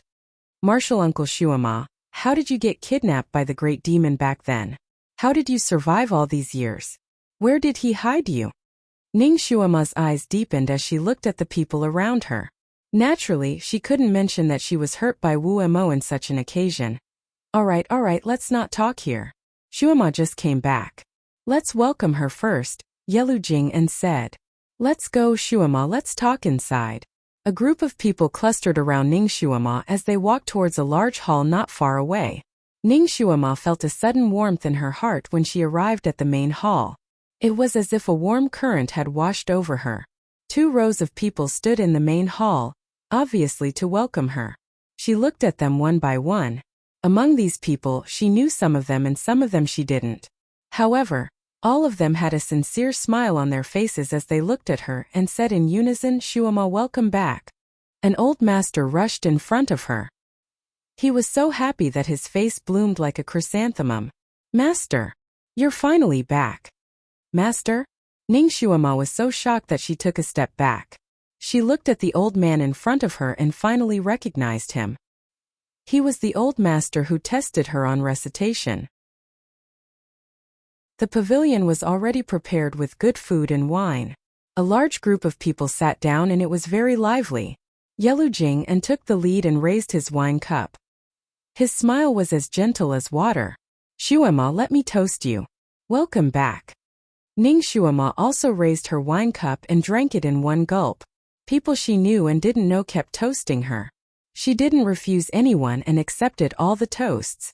Helian Xiao didn't stop talking since the banquet started. He kept talking beside Ning Shuima for half a day. If Ning Shuima asked one question, he could answer 8 questions. With him by her side, Ning Shuima also gradually relaxed. She drank and played games with everyone. Dear friends, from tomorrow onwards, there will be an explosive update for a few days. The real explosive update will be more than 100,000 words. Let everyone enjoy it. Everyone, please vote for me. Chapter 12:11. Fireworks bloomed continuously in the sky, each beautiful. Looking out the window, one could see that the fireworks took a lot of effort to create. Helian Xiao even controlled the wind to form a row of words in the sky. Martial Uncle Shuima, welcome home. Yelu Jing and couldn't help but laugh. Shuima, these fireworks were created by this fellow. Ever since he knew that you were back, he has been creating them without rest. Ning Shuima looked at the row of words in the sky and suddenly felt her heart grow warmer and warmer. Her mood also improved a lot, and most of the gloominess from before was washed away. Home, yes, she had already treated the Sun Moon sect as her home. Now that she was back, she was indeed going home. The atmosphere of the banquet was very lively, and the climax was endless. Everyone was singing and laughing. The large group of people gradually celebrated until midnight before gradually dispersing. Helian Xiao walked beside Ning Shuima and suddenly patted Ning Shuima's shoulder. Martial Uncle Shuima, let's go. We haven't seen each other for 10 years. Let's find a place to continue drinking. Let's not go home until we're drunk. He drank a lot during the banquet, but he wasn't drunk yet. Ning Shuima was a little tipsy. She hugged Helian Xiao's shoulder like a brother. Then we'll definitely drink you until you're on the ground. Let's go, Helian, let's not go home until we're drunk. Shay. On the roof of a large hall, the stars were shining brightly, and the moon was bright. Ning Shuima and Helian Xiao each hugged a wine jar and were drinking with each other. The 2 of them drank one jar, and they drank as if they were drinking water. In the blink of an eye, they drank 7 to 8 jars. Shuima, it's great that you're back. You don't know that after you left, the entire Sun Moon sect went crazy looking for you. In these 10 years they didn't really stop looking for you. Especially Little Apple. After you got into trouble, it ran away and has been frantically looking for you outside. Oh right, did you meet Little Apple? Helian Xiao hugged a wine jar and asked. He was already 80 to 90% drunk and he was stuttering when he spoke. Ning Shuama drank a lot tonight. She, who wouldn't get drunk even after 1,000 cups, was already a little muddle-headed. She was already seeing double when she looked at Helian Xiao. She only heard half of what Helian Xiao said, and her brain was also in a half-shut state. She smiled drunkenly and asked, Little Apple? Who was Little Apple? Why did you come up with such a fun name? Helian Xiao touched her head and said exaggeratedly, You don't have a fever. Little Apple is your family's Kiran. Have you forgotten? Kiran. Hearing this, Ning Shuama finally came to her senses. She slapped his hand away and asked, Little Apple went out to look for me? It hasn't come back yet? Helian Xiao nodded and said loudly, Of course. Back then, after you were injured and went missing, Little Apple ran out to look for you like a madman. After that, it also went missing. In the past 10 years there hasn't been a single trace of it. That's why everyone thought it was you when they found that corpse. If Little Apple had always been in the Sun Moon sect, as long as it was in good condition, your lives would be connected, and everyone would be more at ease. Why, you haven't met it all this time. Then where could it have gone? Ning Shuama's mind exploded. She hurriedly tried to sense Little Apple in her heart, but she couldn't sense it at all. Under Shui Ilan's control, it wasn't strange that she couldn't sense Kiran. Now that it had come out, why couldn't she sense it? Could it be that Little Apple had also been killed by Shui Ilan? This was Ning Shuama's first reaction. The wine jug in her bosom slipped and fell to the ground. With a gurgling sound, it fell to the ground and shattered into pieces. Chapter 12:12. Ning Shuama was stunned for a while before she realized that her 10-year contract with Little Apple had expired. She couldn't sense Little Apple anymore. Realizing this, Ning Shuama's mood fell again. However, she was slightly relieved. Maybe it was just that she couldn't contact Little Apple because the 10-year contract had expired, but it didn't mean that Little Apple had met with misfortune. Kiran was quite clever. Other than Shui Ilan, there probably wouldn't be anyone who would really kill this kind of divine beast. Little Apple should be fine. Maybe it was lost somewhere else, like how it was lost in the stone spirit's stomach. That must be it. No, she had to look for it. That child was so ignorant. Once it was lost somewhere, it wouldn't even have the ability to escape by itself. Maybe it was living an extremely torturous life now, and maybe it was waiting for her to save it. Kiran's figure seemed to appear in front of her eyes. She felt as if a ball of fire was ignited in her chest. She suddenly stood up. No, I have to look for it. Before she could finish her sentence, her body suddenly swayed and she sat down with a plop, almost rolling down from the roof. Fortunately, Helian Xiao was quick to react and caught her. Be careful. Ning Shuama was very dizzy. She shook her head and wanted to stand up again. Helian Xiao held her down with difficulty. If you want to look for it, there's no hurry. You drank too much. Sober up first. I'm not drunk. Ning Shuama was like an ordinary person who drank too much. When she was completely drunk, she refused to admit it. I can still drink a few more jars. She was completely drunk now, and her tongue was twice as big. In order to prove her words, she picked up another wine jar from the side and broke the mud seal. This time she used more strength. Not only did she break the mud seal, but she also cut off half of the jar's mouth. The wine flowed down and splashed on Helian Xiao's face. Helian Xiao. He raised his hand and wiped his face. He also drank too much and had been trying to stay sober. At this moment he couldn't help but burst into laughter. Shuama, you're still saying that you're not drunk. You can't even slap the mud seal properly.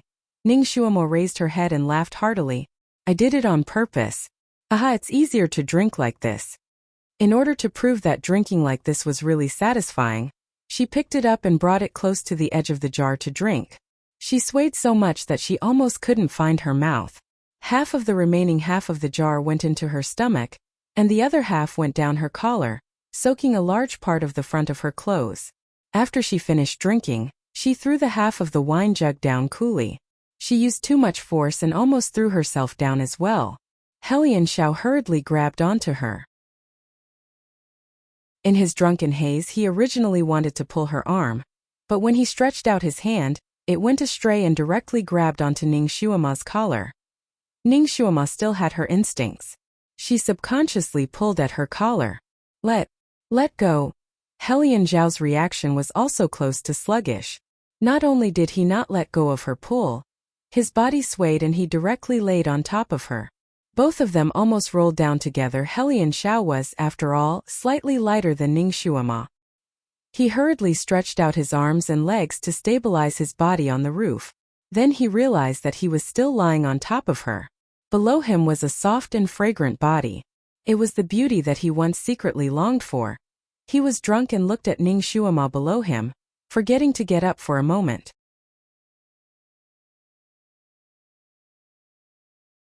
Chapter 12-13.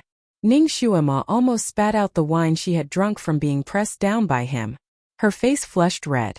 Fortunately, she still had her instincts. She raised her hand and suddenly exerted force. Helian Xiao was caught off guard and flipped off her body. Helian Xiao rolled on the spot and finally stabilized his body. At this moment, he was lying on his stomach. He vaguely felt that the sky was covered by darkness.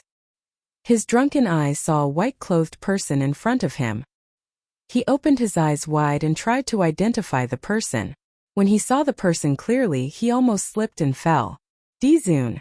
It was actually Dizun. In an instant, cold sweat covered his body. He was mostly sober. He jumped up and pulled the similarly drunk Ning Xuema up at the same time. He whispered in her ear, "Wake up, Xuan. Dizun is here." Ning Xuema's head was spinning at this moment. Seeing the person in front of her, she saw double again. She felt that someone was swaying in front of her. She frowned and muttered, "Stop swaying. You're making me dizzy." Her legs went soft and she almost fell down again. Helian Xiao hurriedly wanted to pull her up, but he felt a force stopping him. Just as he was about to throw caution to the wind, he felt an ice-cold gaze sweep past him. All the hair on his body stood on end. With this delay, Ning Xuema fell hard on the roof. She frowned in pain and complained, "Helian, why didn't you pull me up?" Helian Xiao couldn't say anything. He stood there with a red face. He wanted to pull her up, but Dizun wouldn't let him. Ning Xuema wanted to get up by herself, but suddenly, a force lifted her up and made her stand firm. At the same time, a cold voice sounded in her ear. "Did you wake up from the fall? If you don't, you'll fall again." Ning Xuema quickly straightened her body to show that she was awake. She tried to open her eyes and barely saw who was in front of her. She picked up the wine jar again and smiled foolishly at Shun Juli, as if she was presenting a treasure. "Master, you're here. Do you want to drink a jar?" Shun Juli. Helian Xiao was speechless. Shun Juli waved his hand, and the wine jug in Ning Xuema's hand suddenly fell to the ground, shattering into pieces and splashing wine everywhere. Helian Xiao felt that his heart had also been ruthlessly smashed onto the ground along with the wine jug, smashing into smithereens. He felt that his fate would probably be the same as that wine jar.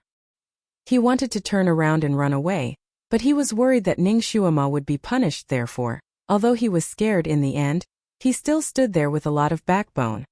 "Grandmaster, it's my fault. I dragged Martial Uncle Xuema here to drink. If you want to punish me..." Before he could finish his words, Shun Juli's cold stare killed his words in his stomach, and he couldn't continue. Ning Xuema was a little sober. She shook her head and tried to focus her eyes in one direction. "Master." Shun Juli's tone couldn't hide his anger. "You still know to call me master. You didn't pay your respects or practice martial arts today, and instead ran down here to drink in violation of the sex rules. You fooled around until midnight and didn't go back." Fooled around until midnight and didn't go back? Why did this sentence sound so funny? She felt that Shun Juli's tone at this moment was like a resentful wife complaining about her husband coming home late. Ning Xuema giggled a few times, but she felt that something wasn't right and suppressed it again. However, she was now a slow-witted person and couldn't completely control her own emotions. Therefore, she couldn't suppress it and laughed again regardless of the occasion. She laughed until Shun Juli's expression became more and more unsightly. Helian Xiao wished he could cover her mouth. Chapter 12-14. How could this girl be so bold after drinking? She actually dared to laugh at the ancestor? At the same time he was puzzled. The ancestor had never cared about them drinking before. Why did he suddenly get angry this time? But even if Helian Xiao had 10 times the courage, he wouldn't dare to ask the ancestor this question. Thus, he lowered his head and tried his best to reduce his presence. Moreover, he was worried about the obviously drunk Ning Shuama. But he didn't expect the ancestor's anger to immediately spread to him. Helian Xiao only felt an ice-cold gaze fall on him. Helian Xiao felt that his hair was about to stand up and dance. His whole body was unbearably cold, as if he had fallen into an ice cave. Immediately after, he heard the ancestor's voice, which was as cold as the winter snow, say, "Offending your superiors and drinking together. Go to the cliff of reflection and reflect for a year." A year? Helian Xiao's entire face fell, but he could only say yes. With a bitter face, he went to the cliff of reflection to reflect. At this time, Ning Shuama had already stopped laughing, but she was too drunk. She only heard half of the conversation between Helian Xiao and Shanjuli. She tilted her head and looked at Shanjuli, puzzled, and asked, "What cliff of reflection? There's actually a cliff of reflection in the Sun Moon sect? How come I don't know about it?" Shanjuli picked her up and flew with the wind. At the same time, he said coldly in Ning Shuama's ear, "When you wake up, I'll throw you in there and understand you well." Ning Shuama hugged his waist and said dizzily, "Then it's better not to understand. Master, fly slower, I'm cold." She was actually still being picky? Shanjuli resisted the urge to throw her down. His speed suddenly doubled, like a shooting star streaking across the night sky. Ning Shuama hugged his waist tightly and muttered, "Master, are you sitting on a rocket? What's the rush?" She opened her hazy eyes and looked at Shanjuli, asking curiously, "Master, why do you have 2 heads? TSK, the great god is indeed the great god. You actually have 1 more head than ordinary people." Shanjuli. It was one thing for this troublesome disciple of his to not greet him for a whole day, but she actually ran down to drink with a group of people without his permission. She was punished to stand for an entire night, so she was probably feeling very unhappy. It was not impossible for her to ask her senior martial brothers and junior martial nephews to help her out. If you want to drink, then drink. Therefore, when he noticed that she had run down the mountain to meet with those people, he did not take it to heart. He thought that she would come back when she was almost done drinking. After all, Yelu Jing and was a steady person. With him here, Ning Shuama wouldn't do anything out of line. Therefore, Shanjuli did not pay attention to this matter for the entire day. However, he was still worried about her. Even when he was cultivating, he would always pay attention to her return. However, he didn't expect that even after waiting until midnight, the lass still hadn't returned. Only then did he come out, and from afar, he saw the 2 drunk people rolling together on the roof. At that moment, he felt a burst of anger in his heart. He had the urge to kick Helian Xiao out of the Milky Way. Fortunately, he had always been extremely calm and rational. He quickly saw that these 2 people were so clumsy because they drank too much. Moreover, when he fell down, Helian Xiao had already been pushed away. He endured again and again, and only then did he stop himself from kicking Helian Xiao down, this disgraceful lass, drinking with a man, and getting so drunk as if she was a puddle of mud. Wasn't she afraid of being taken advantage of? Not only did she not have the slightest trace of remorse, she even threw a drunken tantrum at him.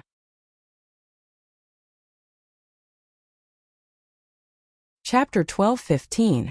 I must teach her a good lesson and make her remember it for the rest of her life. Shanjuli flew back to Tianin Peak and went straight to Yunshui Lake. He was now hanging over Yunshui Lake, his white robe fluttering in the night wind, looking at Ning Shuama, who was drunk to the point of unconsciousness and full of nonsense. His eyes flashed with a trace of hesitation. Ning Shuama hugged Shanjuli's arm and tried to open her eyes wide, saying, "Master, don't shake me, you're making me dizzy." Did you use Naruto's shadow clone jutsu? I think you actually saw for. Very good, it was obvious that he was dead drunk. Shanjuli's eyes were cold, and his hand loosened. Ning Shuama only felt her body suddenly sink, and before she could react, she fell into the lake with a plop. The bone-chilling cold lake water instantly swept from all directions, drowning her mouth and nose being stimulated by the cold water. Ning Xuema finally sobered up quite a bit. She shivered as she was surrounded by pitch-black lake water. The scene of her being drowned alive by Yu Qinghuan seemed to be playing out once again. Fear swept over her like a tide. She desperately wanted to swim up, but her brain was paralyzed by alcohol, and her limbs didn't seem to belong to her. She was so anxious that she choked on a mouthful of water. The feeling of suffocation came, and her brain was in a daze. I'm going to drown again. This realization made her extremely frightened. She struggled desperately, but she couldn't break free from the lake water that was coming from all directions. She wanted to ask for help, but she choked on a mouthful of water as soon as she opened her mouth. She finally shouted while floating, "Help! Cough cough, help, cough cough cough." Shen Juli floated in the air, looking at Ning Xuema who was struggling below with his arms crossed, and a flash of surprise flashed through his heart. Didn't she know how to swim? Why was she struggling like this? Hey, why was he so sure that she knew how to swim? He just saw her. When Ning Xuema shouted for help, he finally couldn't help but rush down and raise his hand to pick her up. Only then did he realize that her face was pale and her eyes were rolled up. She had already fainted. His heart sank, and some kind of emotion floated up and down in his chest. His heart felt like it was being squeezed by someone. Without thinking, he hurriedly used his internal energy to help her force out the water that she had choked on. Fortunately, she didn't drink too much water. Ning Xuema finally woke up after spitting out a few mouthfuls of water. She even spat out a lot of wine, so her mind was much clearer. When she woke up, she saw Shen Juli looking down at her. She was so angry that her whole body was trembling. She raised her hand and slapped him. Shen Juli tilted his head to avoid it. His face darkened. Just as he was about to throw her down again, he suddenly heard her angry voice, "Shen Juli, you bastard. You said you would never drown me again. You want me to believe you. But you threw me down with your own hands today." Shen Juli froze. He met her angry eyes. "Did I say that?" Ning Xuema was stunned. Then she suddenly burst into laughter. "Yes, how could I forget? You've already forgotten me. You've already forgotten me. How could you still remember what you said in the past? Ha ha ha ha, you forgot. You forgot everything." She laughed until her whole body was trembling. Tears glistened in her eyes. Shen Juli felt as if someone was ruthlessly squeezing his heart. It hurt terribly. He pursed his lips. How could he forget only her? He had forgotten everyone else. If Yunqi hadn't reminded him, he wouldn't even remember the Sun Moon sect. Everything was slowly becoming familiar.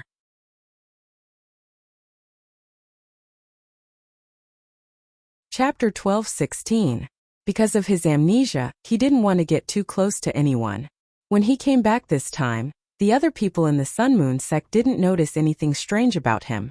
But this little disciple, wasn't she very close to him in the past? He had forgotten about her. In her eyes, it was as if he was evil beyond redemption. Her attitude towards him was also a bit strange.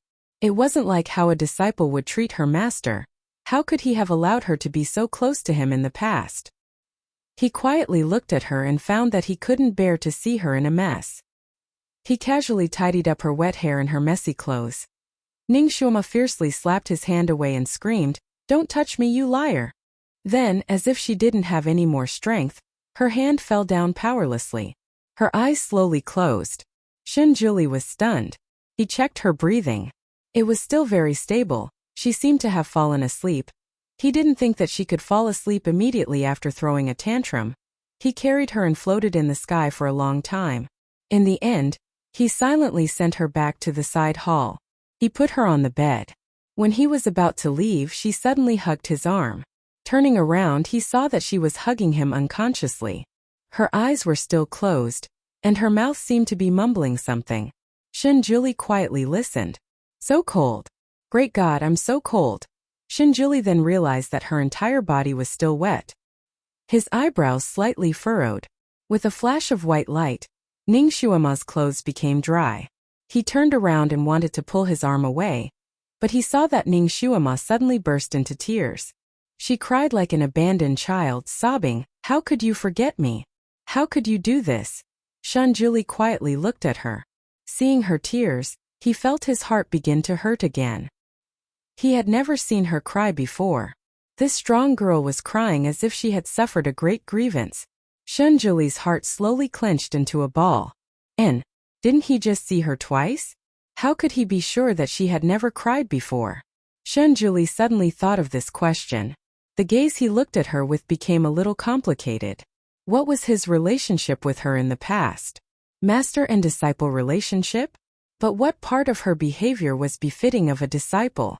And when she hugged his arm, he didn't feel disgusted at all. If it was someone else, he would have flung that person away before they could even touch his sleeve. Ning Shuama turned over on the bed and finally let go of his arm. He actually felt a little disappointed. Since when was he so intimate with his disciple? What did he take her for back then? Stay with him. Ning Shuama mumbled. Shunjuli raised his eyebrows and asked, "What did you say?" Ning Shuama didn't say anything. She closed her eyes and slept soundly. Shunjuli felt that his behavior was a little silly. He actually talked to a drunkard in a serious manner. Therefore, he glanced at Ning Shuama and turned to leave. "If I had known that you would treat me like this, I would have stayed at Shuilan's place." "What?" Shunjuli, who had walked to the door, suddenly turned back. The white light in his hand flickered, as if he was going to throw it out and hit the person on the bed in the next second. Finally, the white light dissipated. He stood by the bed and looked down at Ning Shuama. He said coldly, "No." Ning Shuama seemed to have heard him. She tactfully stopped talking and slept obediently.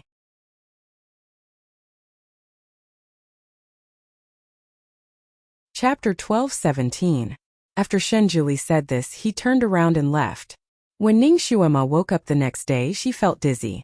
She had a splitting headache and her brain felt like it was filled with paste. She shook her head and felt a wave of dizziness. Her vision darkened and she almost fell off the bed. What happened to her? Did she get beaten up by someone? Ning Shuama thought for a long time. Her slow brain finally started to work. She finally remembered that she drank a lot of alcohol, so she was drunk. Ning Shuama felt that it was a little strange. She had always been able to drink 1,000 cups. Previously, when she was in the special agent team, those people were all good drinkers. They came one by one to force her to drink and she got them all drunk. After drinking, she could even go on a mission with a smile. But now she was drunk, and quite drunk. She almost couldn't remember how she came back last night. She sat on the bed for a while trying to clear her head. However, her head was in a daze and she couldn't remember anything. She shook her head. No, she had to go out for a walk. This was probably the bad effect of a hangover. She might be able to clear her head after getting some wind. Ning Shuama casually ran her fingers through her hair. When she turned her head, she saw 2 stacks of clean clothes on the low cabinet at the head of the bed. Her eyes lit up and she hurriedly took off her wrinkled dress and changed into a new one. When she went out and the wind blew, she felt a little better. She wandered around aimlessly, passing through the flowers and brushing the willows. Unknowingly, she walked to Tianyin Cliff. She stood on Tianyin Cliff and felt that her dizzy head seemed to have cleared up a little.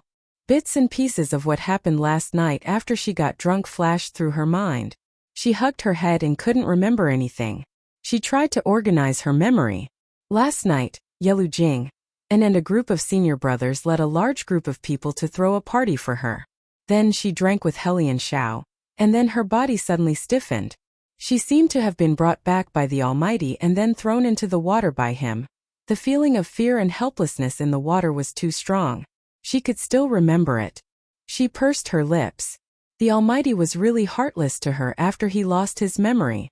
He seemed to have a special fondness for drowning her. Before he lost his memory, he had drowned her once, and after that, he did it again. It seemed that in this space-time, she was not only fated to fall from a high altitude, but also fated to be with water. An ill-fated relationship. She had already been drowned 4 times. She tried her best to suppress the negative emotions in her heart, and began to divert her attention. Oh right, when I was drinking with Helian Shao last night, Helian Shao seemed to have mentioned Little Apple. He said that Little Apple had gone out to look for her and hadn't returned yet. Ning Shuama did not give up and tried to contact Little Apple in her mind. She chanted Little Apple's name several times, but there was still no response. She pursed her lips. The 10-year contract had ended, and the telepathy between them had indeed been broken. She wondered if such an innocent divine beast like Little Apple had been bullied during its days of wandering outside. If it couldn't find her, it would probably return to the Sun-Moon sect by itself, right? Then why didn't he come back? He was already back, so why wasn't Little Apple back yet? Could there have been an accident? Ning Xuema's heart started to panic. No, she had to go out and look for it. Now that Kirin was so famous in the Tianxi continent, as long as it walked around in a certain country, that country would definitely spread all kinds of news about it.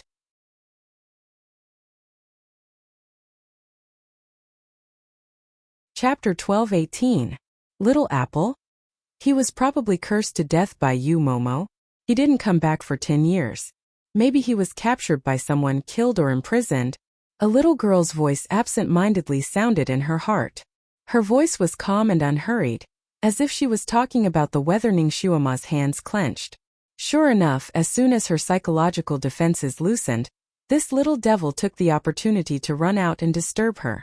She looked at the billowing sea of clouds below the cliff and looked at the golden sun in the distance. Her mood calmed down quite a bit. She said indifferently, "You're wrong, but I don't intend to spend time telling you what's right, so shut up. Don't come out to make your presence known." The little loli in her heart. The little loli's voice suddenly became gentle again, making people's hair stand on end. "Momo, you're really pitiful. Right now on this peak only I can chat with you. Shun Juli has lost his memories and is doing his best to torment you. Little Apple is looking for you in who knows which corner. Helian Xiao was implicated by you and had to go to the Cliff of Reflection to reflect on his mistakes for a year. Momo, you're really worthy of the reputation of being a jinx. You were born to become a devil. If you don't become a devil, you'll continue to implicate the people around you." Ning Xuema ignored her and slowly took a step forward. If she moved a little more, she would flip over. However, she was very calm. She calmly looked at the billowing sea of clouds and calmly threatened the little loli. "If you jump out and disturb me again, I'll let you have a taste of the drop tower." The little loli, who was threatened again, finally exploded. She screamed, "Jump! Go ahead and jump. If you jump, you'll be smashed to pieces.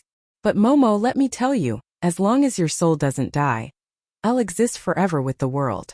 At most, I'll just have to start over again." She suddenly went silent because Ning Xuema unexpectedly moved forward a little more without hesitation. This time, she only needed a little more strength and Ning Xuema would flip over.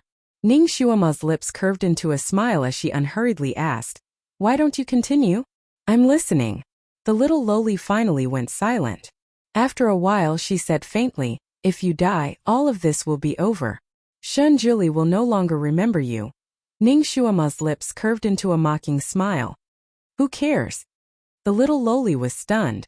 She didn't understand what kind of language this was, and was stunned for a long time without saying anything. Ning Xuema stood there and looked down. A wave of dizziness came over her. She seemed to stumble slightly. When she finally steadied herself, she suddenly heard a cold voice behind her. "What are you doing?" It was Shun Juli. Why was he so elusive? Shocked, she lost her footing and accidentally fell down. Ning Xuema wanted to curse out loud. She originally wanted to scare the inner demon little loli, but she didn't expect to be scared by Shun Juli. Her psychokinesis was sealed and she couldn't use any strength. She could only wait for the Almighty to save her. He definitely wouldn't leave her in the lurch. Ning Xuema subconsciously raised her head and looked up. Shun Juli stood quietly at the edge of the cliff. There wasn't a trace of fluctuation in his eyes and his face was indifferent. It was as if the person who had just fallen was just an insignificant ant. Ning Xuema opened her eyes wide in disbelief and stared at him. Shun Juli just looked at her indifferently and then moved away.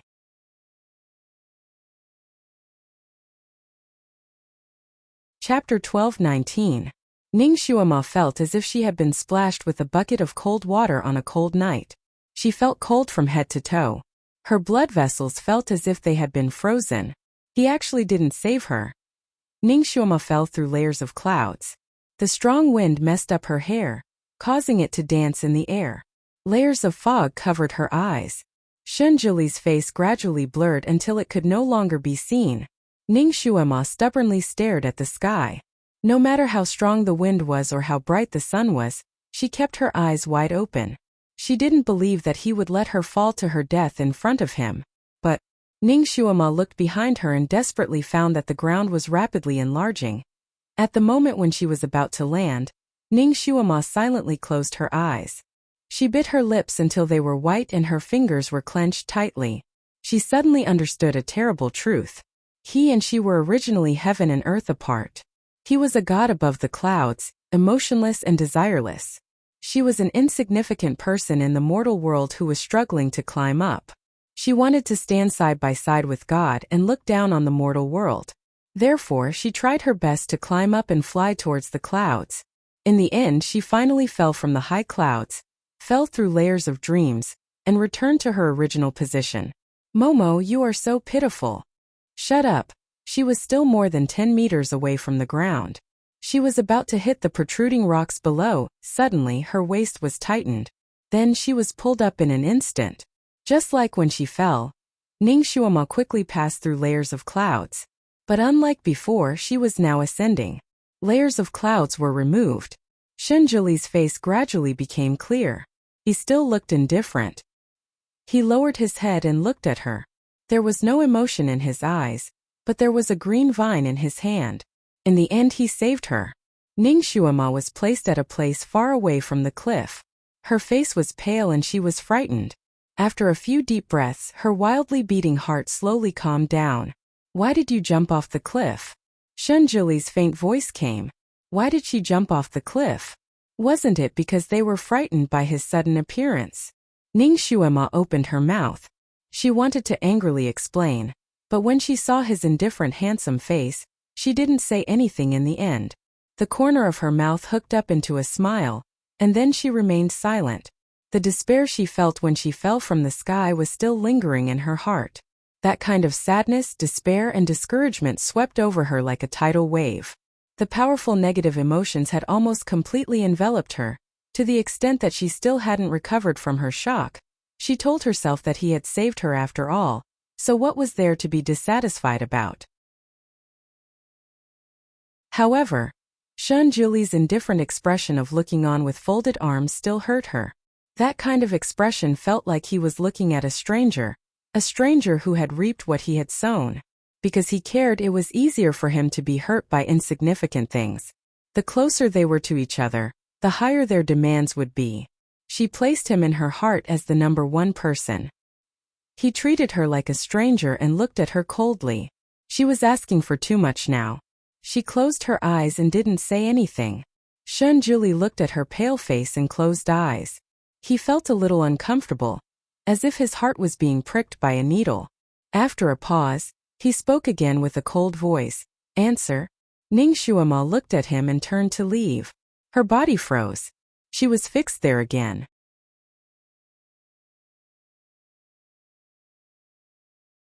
Chapter 12:20. Shunjuli slowly walked up to her from behind. His face was solemn. Answer me. Ning Shuema's lips curled into a faint smile. Master, if I don't answer, are you going to pin me down for another day and night? Shunjuli. Wasn't this disciple of his a little too arrogant? She was like a little hedgehog, constantly pricking people with her spikes. Although he didn't have any memories of his past, he subconsciously felt that his standards for accepting disciples seemed to be the gentle and intelligent type. This little disciple obviously didn't meet his requirements. How on earth did he accept her? Perhaps it was because she was a female disciple, so he spoiled her a little? Who asked her to be so impudent? His expression became even colder as he stared at her with an icy gaze. It was as if he wanted to freeze her. How dare you not answer your master's question? With this coldness on his face, the domineering aura on his body became even stronger. Even the surrounding temperature seemed to have dropped by a few degrees. Obviously, his bottom line had been touched by her. He really looked like an incomparably dignified master right now. No wonder everyone in the Sun Moon sect was so afraid of him. Even Yelu Jing, and held her breath when she saw him like a mouse seeing a cat. So this was his original state. So this was his attitude when he was no longer special to her. Ning Shuama felt like a ball of wool was stuck in her heart. It was so stifling that her chest swelled up. Her smile became even wider, but her eyes were completely cold. Master, you should know that I'm stubborn by nature. If I don't plan to say it, I won't say it no matter what. Even if you pin me down here, I won't say a single word. Alright, I've said what I wanted to say. Master, please do as you please. No matter what kind of punishment, Shuama won't say anything more. I'll definitely let Master be happy and satisfied with your punishment. Shanjuli. He left in a huff. Ning Shuama silently watched him leave. She was wondering why she couldn't say a single word of explanation no matter what. Why did she have to make him angry? Ning Shuama also felt very conflicted. She felt as if she had been split into two halves. Half of her wanted to throw herself into his arms and sleep. Half of them wanted to stand aside and provoke Shanjuli coldly. They wanted to see him get angry. That's right, she was taking revenge on him for leaving her in the lurch. He saved her, so did she have to be grateful and answer his questions? If she had treated him as an ordinary stranger, she would have thanked him for saving her life. But he wasn't. He was the one in her heart. If you want to blame someone, blame it on me loving you too much and caring about you too much. Ning Shuama closed her eyes and thought silently. After spoiling her to the point that she was out of control, he simply forgot about her. She found it hard to balance out the disparity between them, so naturally, she wouldn't let him have it easy. Ning Shuama stood in the same place. The cold wind was biting cold, and she had a splitting headache. She felt as if her soul was going to float thousands of miles away with the wind. After the time it takes for an incense stick to burn, her acupuncture points heated up. Ning Shuama staggered and almost fell down again. She steadied herself. This time it wasn't bad. She was only set for the time it takes for an incense stick to burn. She thought that she would have to stay on this cliff for another day in the cold wind. She rubbed her forehead and felt even dizzier. She rubbed her temples, trying hard to rub out the dizziness. She stood up and slowly walked back. When she passed by Shanjuli's main hall, she stopped in her tracks and stood there quietly. She stared blankly at the door that she could step through.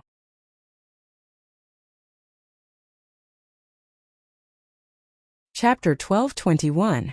She stood there for what seemed like a century, as if she had been petrified. After a while, she pursed her lips and turned to leave. Suddenly, a cold voice came from the main hall. It was like a stream in early spring, but it still carried the chill of winter. Come in. Ning Shuama was stunned. Her slow brain worked hard. She seemed to have heard Shanjuli's voice.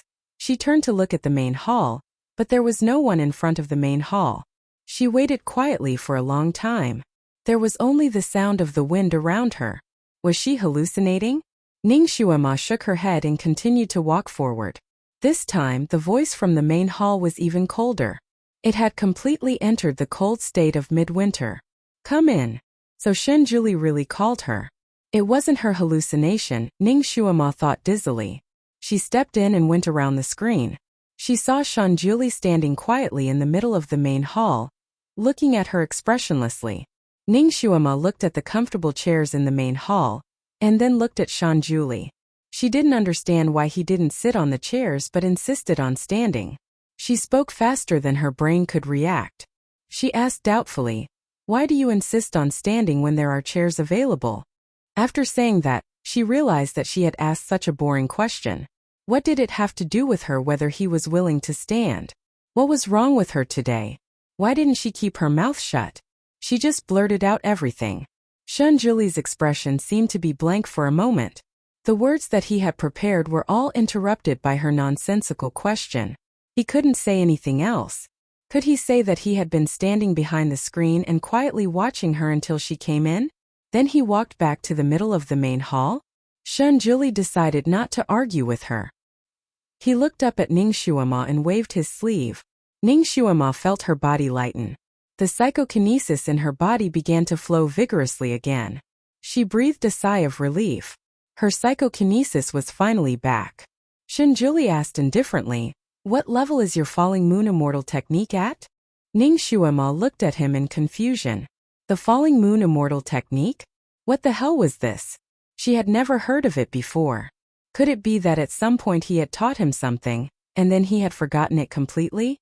Ning Shuama thought for a moment and said, Master, I've never cultivated this before. Shunjuli. Was she really his disciple? Wasn't this the entry-level mental cultivation method of the 8th level?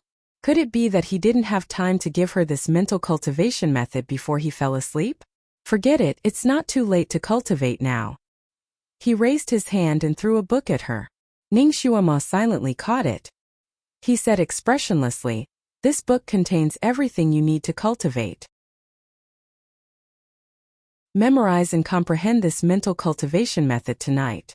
Tomorrow I will test you. Ning Shuama looked at the big book in her hand. It was thicker than a brick, and she felt even dizzier. She held the book in her hand and wanted to go out. Stop, Shunjuli said.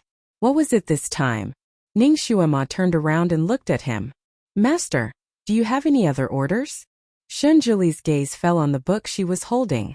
His voice was slightly cold. This book was personally written by me. Took a lot of effort. You're just going to carry it like this? She was carrying the book as if she was carrying a garbage bag. There was no respect at all. Ning Shuama's head had been dizzy all this time. She really didn't pay attention to the way she was holding the book. Now that Shunjuli had reminded her, she didn't want to argue with him anymore. She held the book like she was holding a tribute. Is this okay?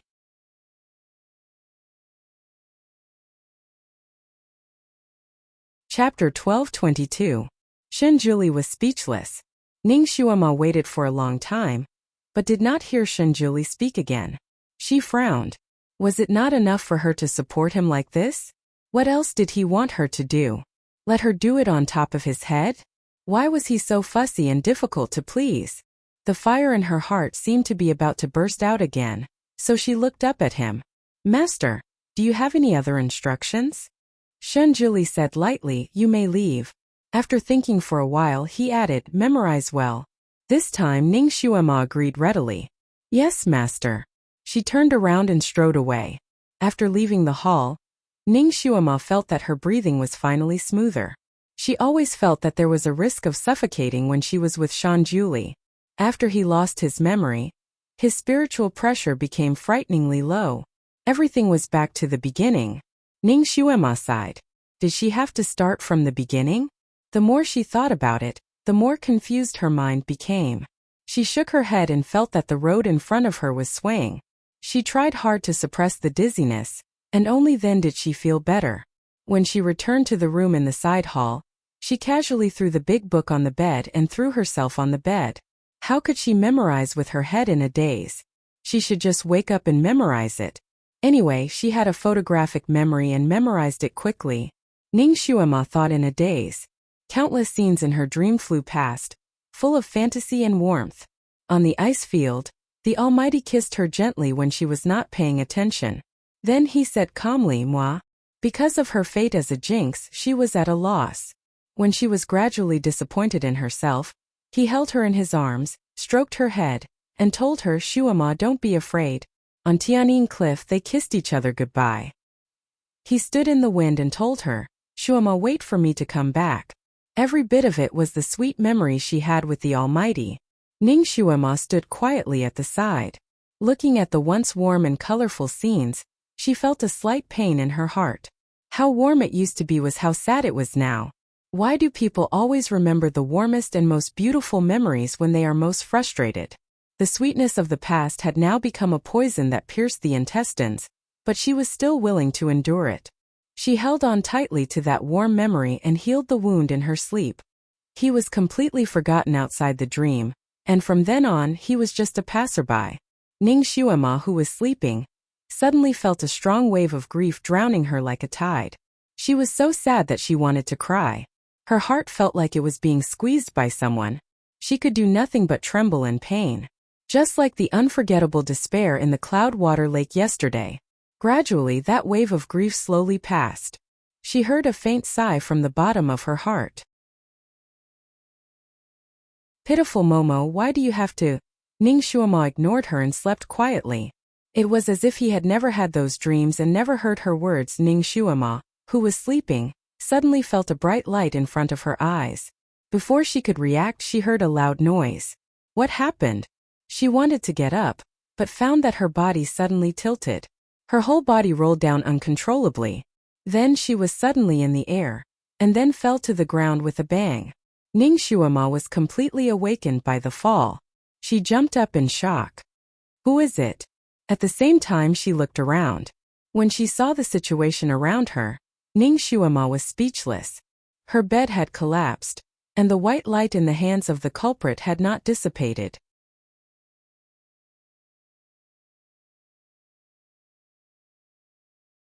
Chapter 12:23. Shunjuli's face was so gloomy that it looked like it could drip water. He flicked his sleeves, and Ning Xuema was suspended in the air along with the big book. Then she shot out of the window like an arrow. Was he going to throw her down the mountain in a fit of anger? Then why did he bring the book with him? The book that was suspended in the air suddenly went into her arms. Ning Xuema hugged the big book, and her face was full of black lines. What was he trying to do? Ning Xuema's body nimbly bypassed the screen and went through layers upon layers of rooms before flying into an antique room. A calming incense stick was lit in the middle of the room, and the smoke was rising in spirals. Soon the room was filled with a sweet fragrance, making people feel relaxed and happy. The room was full of books, all kinds of ancient books. Ning Xuema felt that she was thrown into the chair in front of the desk, and then the big book was slammed on the desk. Shunjuli walked in slowly, and his face was still gloomy. If you don't finish memorizing this book today, you won't be able to sleep. With a flick of his sleeves, Ning Xuema felt that her back was straightened instantly. Her head was looking straight ahead, and her arms were holding the book straight, just like a standard reading posture.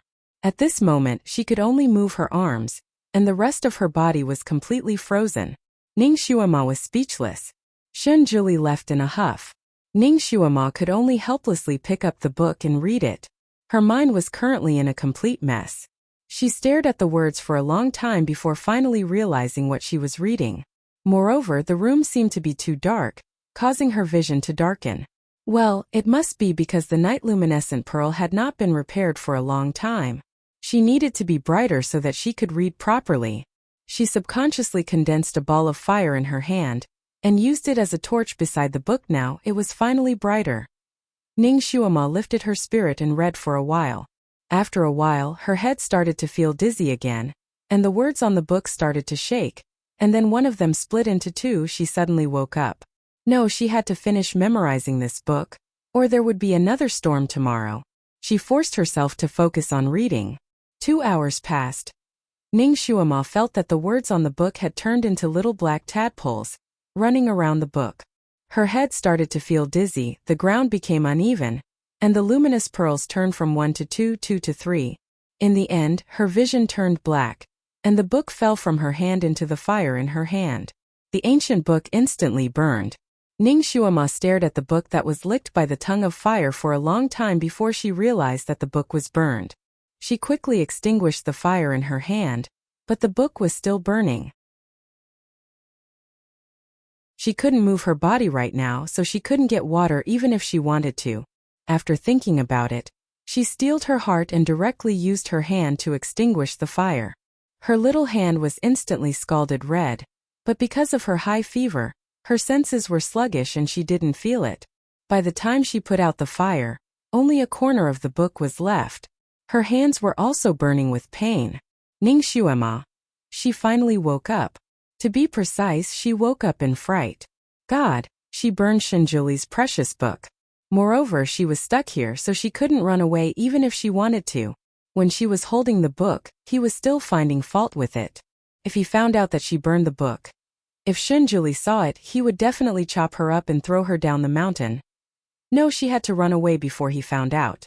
Ning Xuema began to concentrate on using her psychokinesis to attack the acupuncture points that were stuck.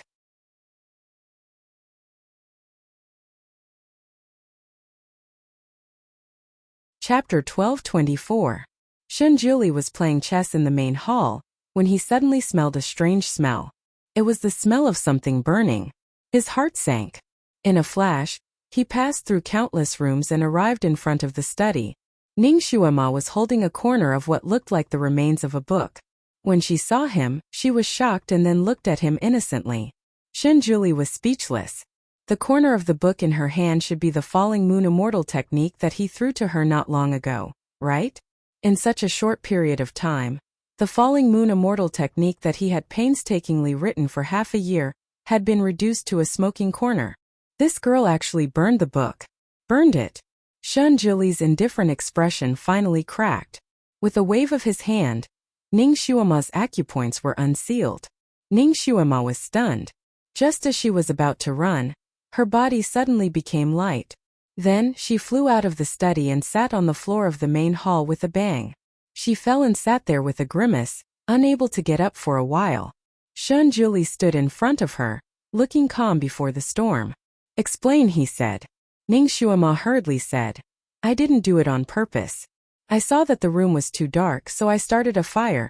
After she finished speaking, she seemed to feel that something was wrong, so she stopped.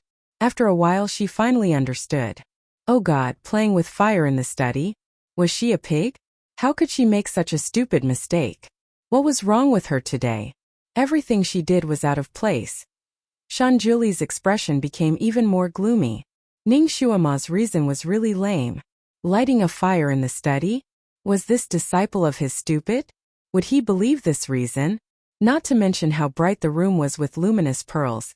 Even if she thought it was dark, she couldn't have lit a fire in the study. This was a matter of common sense. His disciple must have deliberately burned the book, because she was lazy and didn't memorize it. Then she made up such a lame reason to fool him. Why didn't he think of a good reason to fool him? The air pressure around Shun Jili became even lower, as if the air was about to be frozen. His gaze was cold, as if it came from a snowy night. Ning Xuema, if you continue to act like a fool, I will expel you from the sect. Expelled from the sect? Now he wanted to expel her from the sect. Had she already fallen to such a state? He didn't even want her to be his disciple anymore? Was he going to throw her down the mountain and never see her again? How could he do this? Did she come back just to be bullied? Could he use amnesia as an excuse to wantonly hurt his former lover? She had had enough. Ning Xuema only felt a fire burning within her, burning her eyes to the point that her eyes emitted a fiery light. However, an ice-cold chill rose in her heart, freezing her heart into a lump of ice. Her heart could only tightly curl into a ball and tremble. She closed her eyes and tried to tell herself to be rational. Whether you believe it or not, this is the truth. Shun Jili's reply to her was to leave in a huff. His cold voice came from the air. Ning Xuema, you are really unreasonable. She was unreasonable? Very well, he could just ignore her and she could scram. Did he think she cared? The fire in her heart burned more and more fiercely, and her head became more and more dizzy.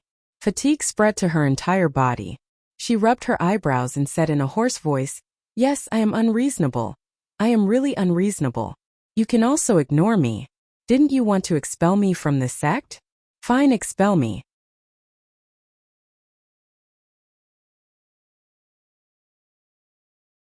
Chapter 12:25. As long as you're happy. I'm also tired. I don't want to play amnesia games with you anymore.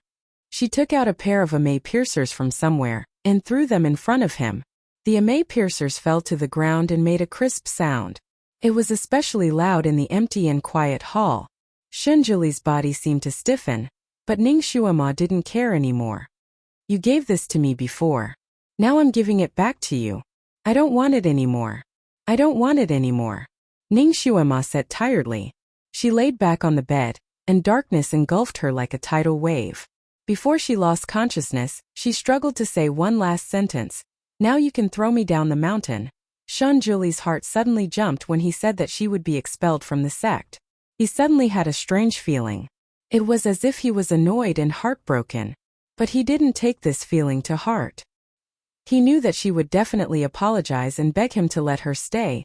When he heard the person in front of him agree to it, the uneasiness in his heart instantly increased. He turned around and saw her throw the email piercers that were always with him to the ground.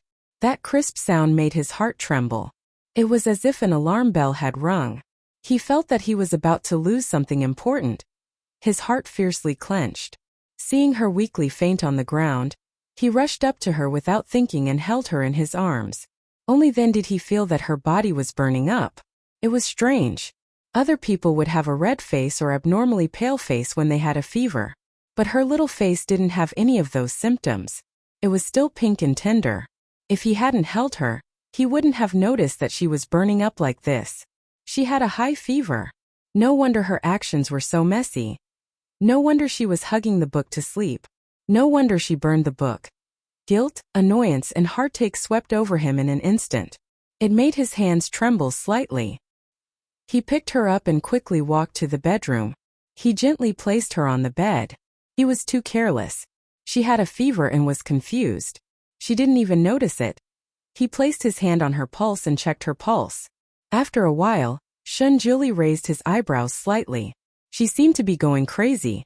Coupled with the cold from last night, her high fever had not subsided. This girl didn't even pay attention to herself.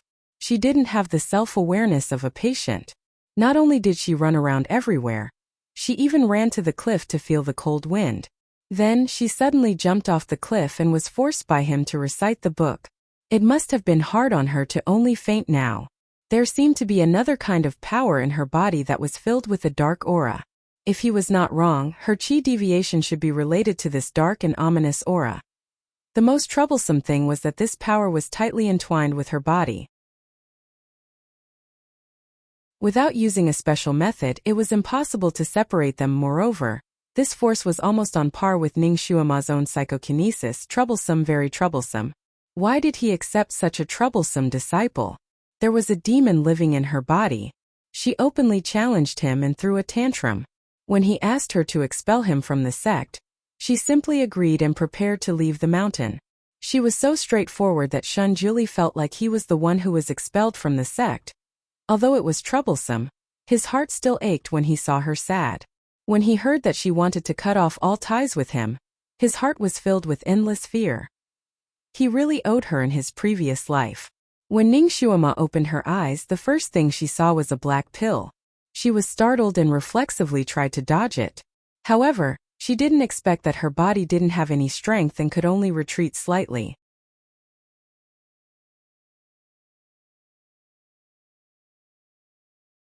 Chapter 12:26. The owner of the hand glanced at her indifferently. "Why are you hiding?" Then, not allowing her to refuse, he stuffed the pill into her mouth. Shunjuli's hand accidentally brushed against her lips. He paused, as if there was a small claw scratching his heart. The pill melted in her mouth, and it was extremely bitter. Ning Xuema had never eaten such bitter medicine in her life. It was as if she had used a ton of coptis to purify and refine it. What was worse was that she didn't even have the chance to spit it out. She tried to control her expression, but her little face couldn't help but scrunch up. After a while she finally calmed down. "What did you give me?" Shunjuli's face turned cold, and his voice deepened. "You? Is this how you talk to your master?" Ning Xuema. Yes, she didn't use honorifics. She should have said you. However, didn't he already expel her from the sect? Why did he still call himself master?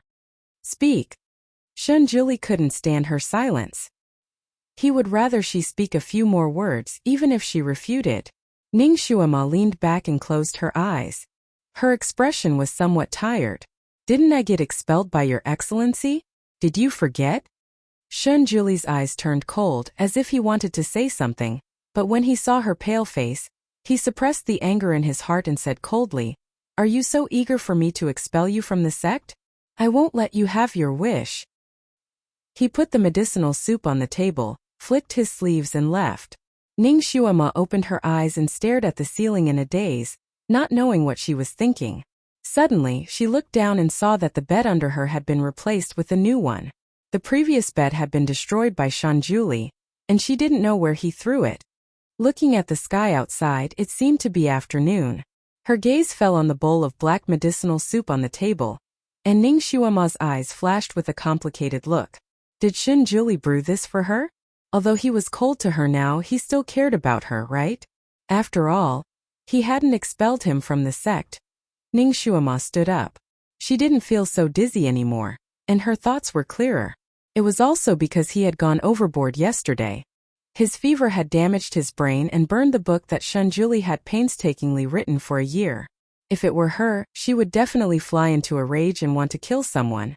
When Shanjuli said that he wanted to expel her from the sect, she agreed without hesitation. Now that she thought about it, she was too reckless. If Shanjuli really expelled her from the sect in a fit of anger, she would not have the chance to reawaken his memories in the future. Ning Xuema sighed. She was too impulsive. However, she did not intend to apologize to Shanjuli now. First of all, he was in a fit of anger now. If she went to him, she would definitely become cannon fodder. Second of all, she hadn't adjusted her mood yet. She hadn't figured out how to face Shanjuli, who was a cold and heartless master. Since she was bored, she would cultivate. Although she had accidentally burned the Falling Moon Immortal technique, she had at least read some of it. Although she had been dizzy at the time, she had subconsciously memorized the contents in front. Then she would cultivate it first. After all, there was no harm in cultivating. Ning Xuema sat down cross-legged and began to cultivate the Falling Moon Immortal technique quietly. Although she had advanced to level 8, there was always a sense of madness in her psychokinesis, which made Ning Xuema restless. She couldn't control herself and wanted to destroy everything.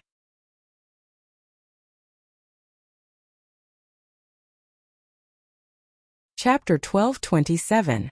As her cultivation of the Falling Moon Immortal technique sped up, that trace of frenzy was finally suppressed. By the time Ning Xuema opened her eyes, it was already evening. Her mood had calmed down quite a bit. He was currently in a state of amnesia, so she couldn't be too calculative with him. Perhaps she should go pay her respects? A disciple should pay her respects to her master. Ning Xuema silently walked out of her room and slowly walked towards the main hall. Tianyin Peak was blooming with flowers all year round, and both sides of the path were randomly planted with exotic flowers and herbs. Any one of these flowers and herbs would be priceless treasures, but now they were casually growing here like weeds. Although they were casual, they were quite beautiful.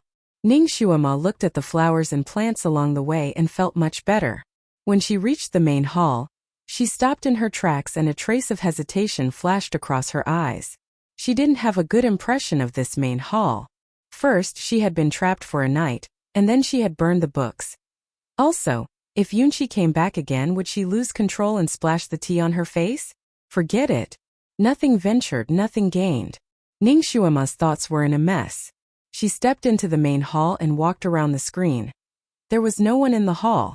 Shanjuli's favorite seat was empty, and the white pieces on the chessboard next to him were facing off against the black pieces. Where did he go? Could he have gone out with Yunqi? Ning Xuema pursed her lips as she recalled the scene of Shanjuli and Yunqi getting along in the restaurant. She stood in the main hall and waited for a while, but she still didn't see Shanjuli's figure. Ning Xuema was a little bored and was about to turn around and leave when she suddenly saw the chessboard next to her. Although the white pieces were facing off against the black pieces, the white pieces were already at a disadvantage.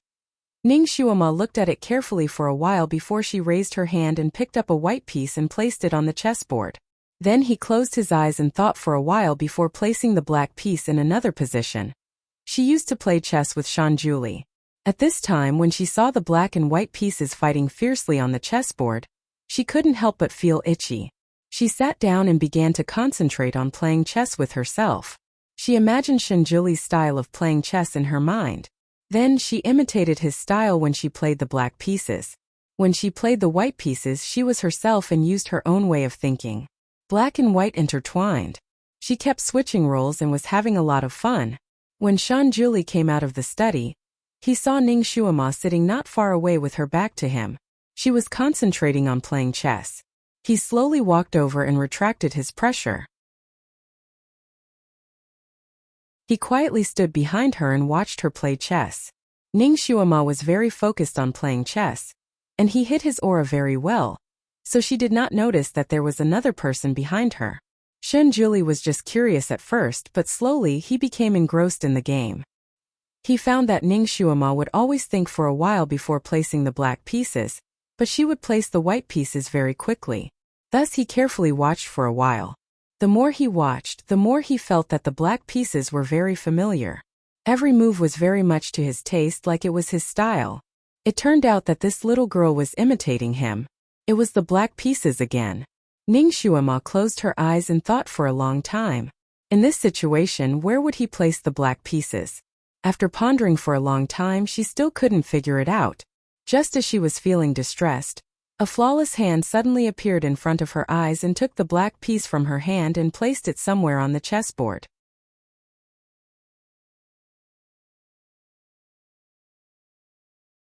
Chapter 12:28.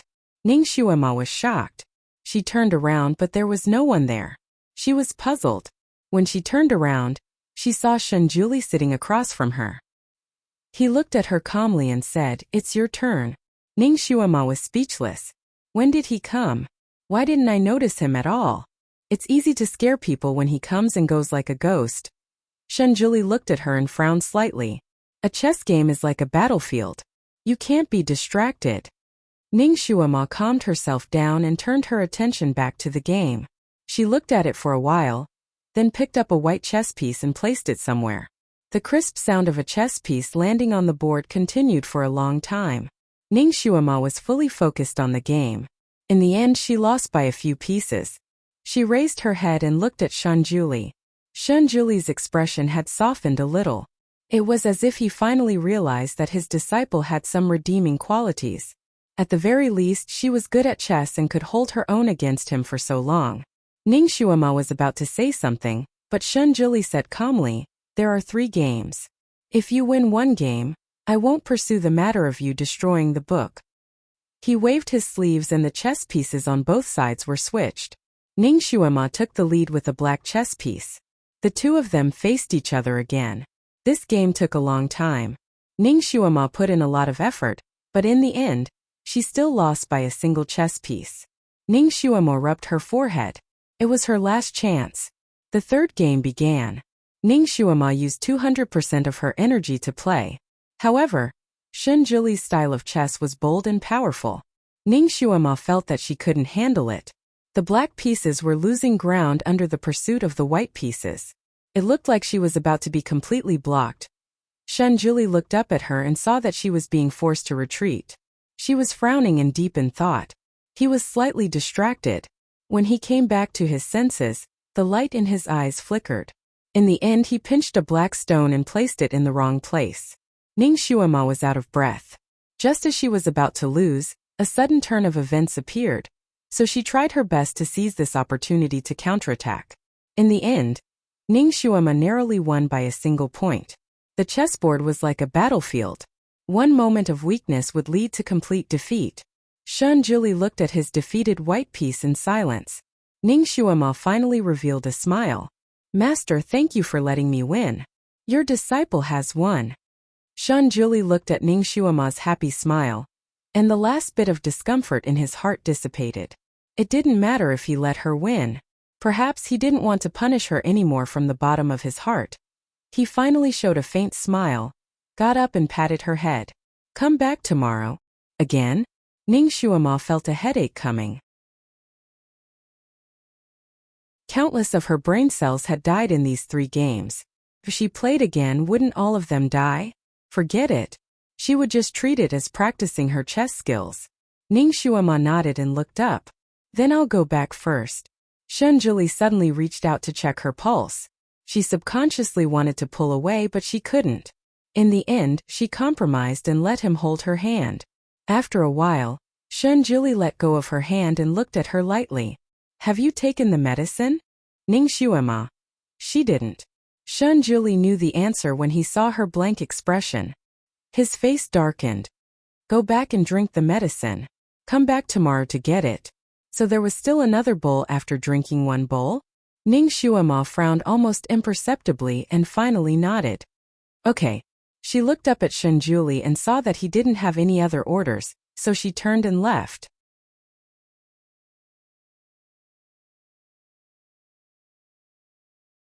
Chapter 12:29. When Ning Shuama returned to her room, she was still in a daze.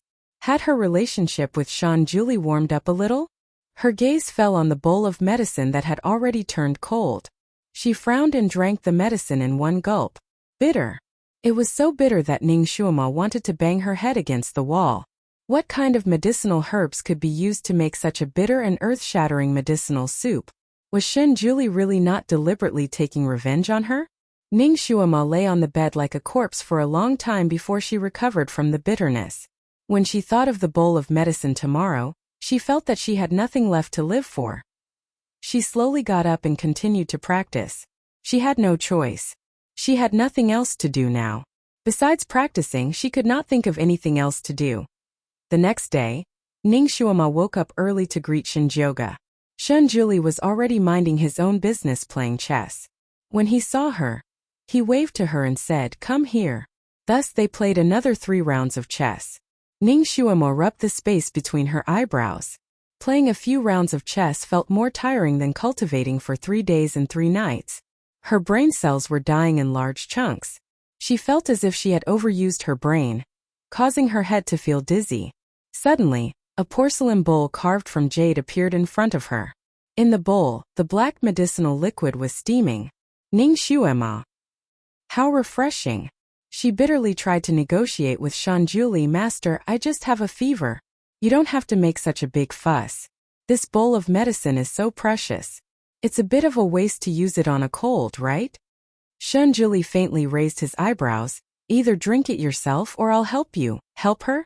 He wouldn't force her to drink it, would he? Ning Shuama was speechless. She took the bowl of medicine with a solemn expression on her face. She took one last look at Shun Julie, and saw that he had no intention of taking back his words. She gritted her teeth and gulped down the medicine in one gulp. Shun Julie. He had never seen such a bold and unrestrained way of drinking medicine. It was even more straightforward than drinking wine. Ning Shuama was in so much pain that she wanted to jump up and knock herself unconscious. This was beyond the limits of human endurance. She forcefully restrained her desire to go on a rampage and stood there quietly to digest the medicine. Shun Julie looked at her almost lifeless expression and asked with a hint of doubt, "So bitter?" "Nonsense, why don't you give it a try?" Ning Shuama finally recovered. She said weakly, "Master, is this the last bowl?" Shun Julie glanced at her and said, "No." Ning Shuema. She didn't know if it was an illusion, but she felt that there was a trace of sympathy in his eyes. Ning Shuema's current life was very two-pronged. She would wake up in the morning to pay her respects. Then, she would drink a bowl of bitter medicinal soup to refresh herself. After that, she would play chess until noon. In the afternoon, she would cultivate the falling moon immortal technique. At night, she would go pay her respects again. After drinking a bowl of medicinal soup, she would go back with a bitter expression. However, when she went there tonight, it seemed a little different. After entering the hall, a fair hand handed her the medicinal soup. Ning Shuama didn't give herself any time to hesitate and gulped it down. Just as she was about to die from the bitterness, she suddenly felt something warm on her lips. Then something was stuffed into her mouth. Ning Shuama was furious. She hadn't even finished digesting the medicinal soup, and now there was a new one? This was the rhythm of making her suffer to death. Just as she was about to spit out the thing in her mouth, she suddenly felt a trace of sweetness on the tip of her tongue. It slowly drove away the bitterness. She paused and looked up at Shun Julie. He was looking at her quietly.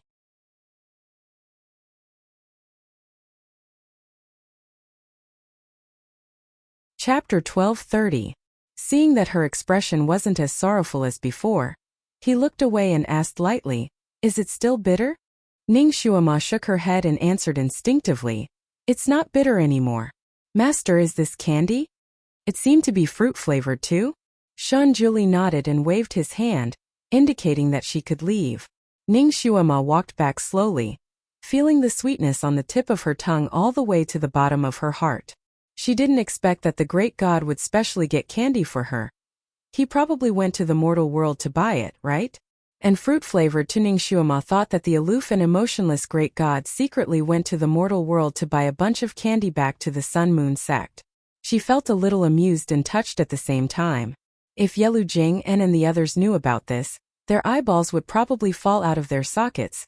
When she returned to her room, Ning Shuama was stunned when she saw her reflection in the mirror. Who was that girl in the mirror with a love-struck smile on her face?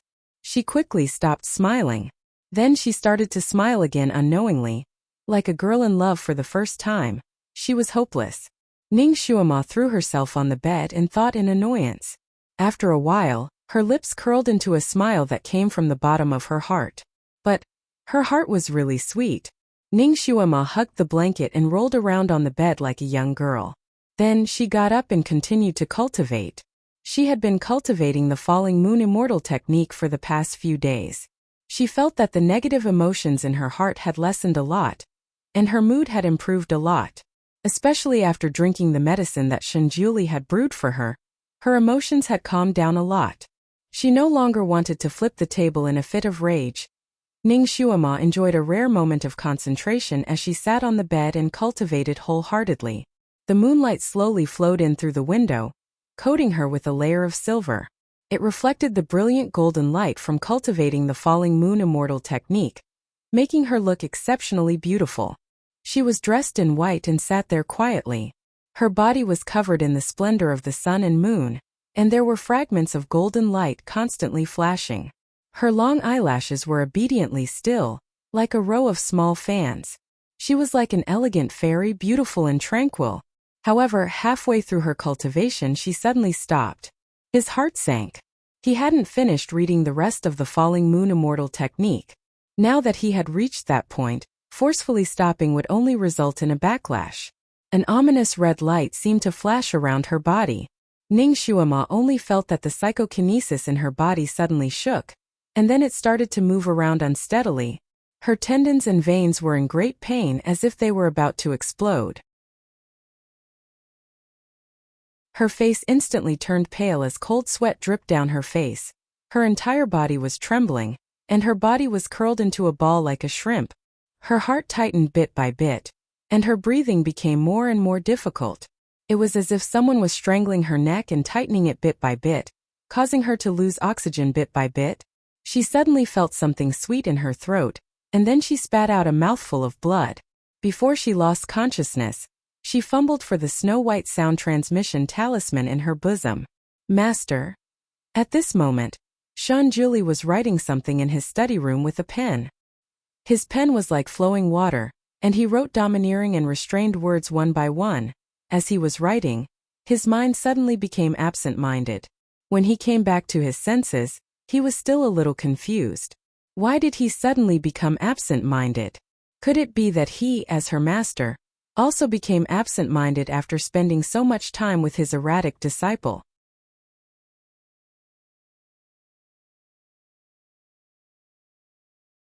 Chapter 1231. Before he could finish this thought, he suddenly felt a sharp pain in his heart, as if someone was gripping his heart tightly. The tip of his pen trembled, and a drop of ink fell and stained the paper. The directed audio spell suddenly lit up, and an extremely weak voice came from it. Master, something had happened to her. Shunjuli moved and flew towards the side chamber like a bolt of lightning. The door was blasted open by his palm, and the situation inside almost made his heart sink.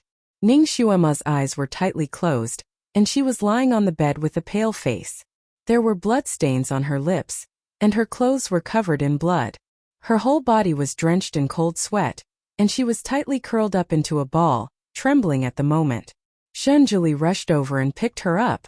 It was only then that he realized that she had fainted. He checked her pulse and found that it was erratic. The psychokinesis in her body seemed to be running wild. She was possessed by the devil. What a troublesome idiot. Shunjuli helped her up, and pressed one hand on her back. A strong and mighty psychokinesis was transferred into Ning Shuama's body, smoothing out the psychokinesis in her body bit by bit, and gently repairing her meridians and internal organs that were damaged by the psychokinesis. After finishing all this, 2 hours had passed. Shunjuli threw her back onto the bed not too gently, and was about to go back and write his book. When he walked to the door, he suddenly heard Ning Shuama moaning, "Great Master, I'm in so much pain." He helplessly turned around, and saw that she had curled up into a ball again.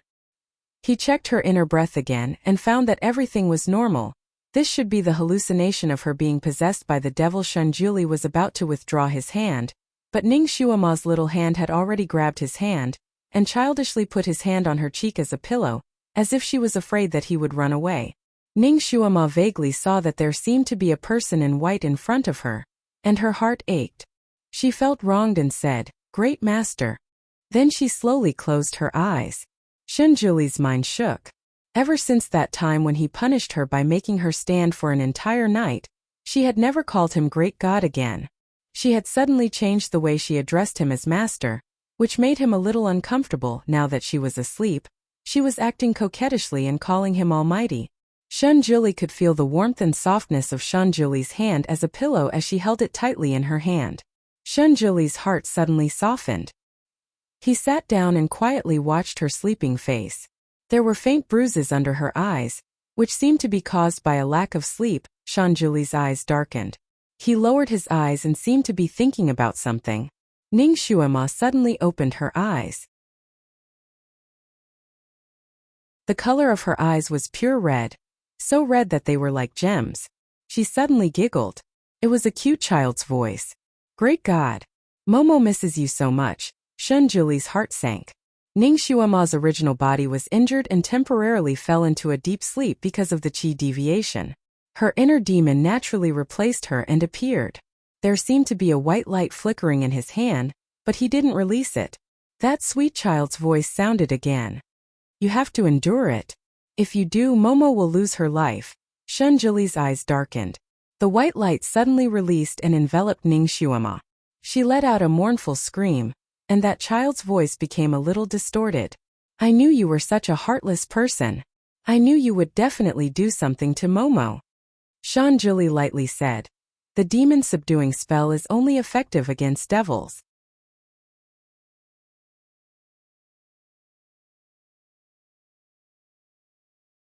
Chapter 1232. Ning Shuima's expression was a little twisted because of the pain, but she still had a smile on her face.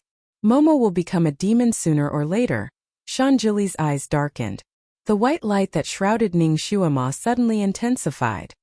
Ning Shuima screamed again. Her red eyes widened and stared at Shunjuli. She screamed, "She will become a demon sooner or later." The white light continued to intensify. Ning Shuima finally couldn't stand it anymore. She retreated unwillingly. Ning Shuima also gradually closed her eyes. She fell into a deep sleep again. Shunjuli said lightly she won't. No one knew who he was talking to. He turned and left. When Ning Shuima woke up the next day, she felt a little weak. She suddenly remembered that she was possessed by a demon last night. Her heart sank. She closed her eyes and operated the psychokinesis in her body. It was still very active and stable. She finally breathed a sigh of relief. Fortunately, she didn't lose all her psychokinesis. Some fragmented images suddenly flashed in her mind. They seemed to be her memories, but they also seemed to be not her. In every image, the Almighty seemed to have barged in after she fainted and smoothed out her meridians. Then she held the Almighty's hand tightly and kept acting coquettishly. However, he didn't push her away. Instead, he sat down quietly and accompanied her. After that, what was after that? Ning Shuima's memory was blank. There was no follow-up. She shook her head. Forget it, she didn't want to think about it. It was getting late. It was time to play chess with the Almighty. When she walked into the main hall, Shunjuli was standing with his back facing her. The cloud patterns on his loose white robe flowed slowly. There was a faint brilliance around his body. It was the back of a high and mighty god. He seemed to be thinking about something. He didn't notice Ning Shuima coming in. Ning Shuima didn't know why, but she felt a little uncomfortable. She felt that the person in front of her seemed to be a little unreachable. However, this feeling only lasted for a moment. Ning Shuima directly called out to him, "Master." Shunjuli turned around. His expression was a little cold. "You're awake?" Ning Shuima was a little confused by his cold expression, but she still nodded in response to his nonsense. "Yes, I'm awake." Shunjuli's fingers moved slightly, and Ning Shuima felt a strong force pushing her towards Shunjuli. Then she stopped when she touched his sleeve. When she looked up, she saw Shunjuli's godlike face. This distance was too close. Ning Shuima resisted the desire to retreat. She raised her eyebrows and stood in front of him. "Master?" Shunjuli checked her pulse and finally released it after a while. He looked at her coldly. "Ning Shuima, you haven't even finished reading the cultivation method, and you're already practicing it. How many lives do you have to be so reckless?" Ning Xuema's lips moved. Finally she looked down. Master, you're right. Indeed, she was too reckless. She shouldn't have randomly cultivated. When she looked up again, Shun Juli was already gone. Ning Xuema was confused. Where did he go? She stood there in a daze for a long time. Shun Juli walked out with a book in his hand. When he saw her looking at him in confusion, he threw the book that he had been working on for a few nights to her. Read it carefully. Memorize it well. 5 Days of Inner Heart Sutra has reached level 3. Ning Xuema caught it instinctively. When she saw the title, she almost jumped up in shock. Wasn't this the falling moon celestial method that she had accidentally burned? Why was there another one now? Could it be? She flipped to a page and found that the ink was still fresh. You're tuning into the Li Mei's Wuxia Whispers YouTube channel. We're so grateful for your support, and don't forget to subscribe to join us on this incredible journey through captivating stories. Your generosity through donations truly makes a world of difference, as it's the primary source of revenue that allows me to expand and enhance this channel for you. Thank you from the bottom of my heart for being a part of this adventure.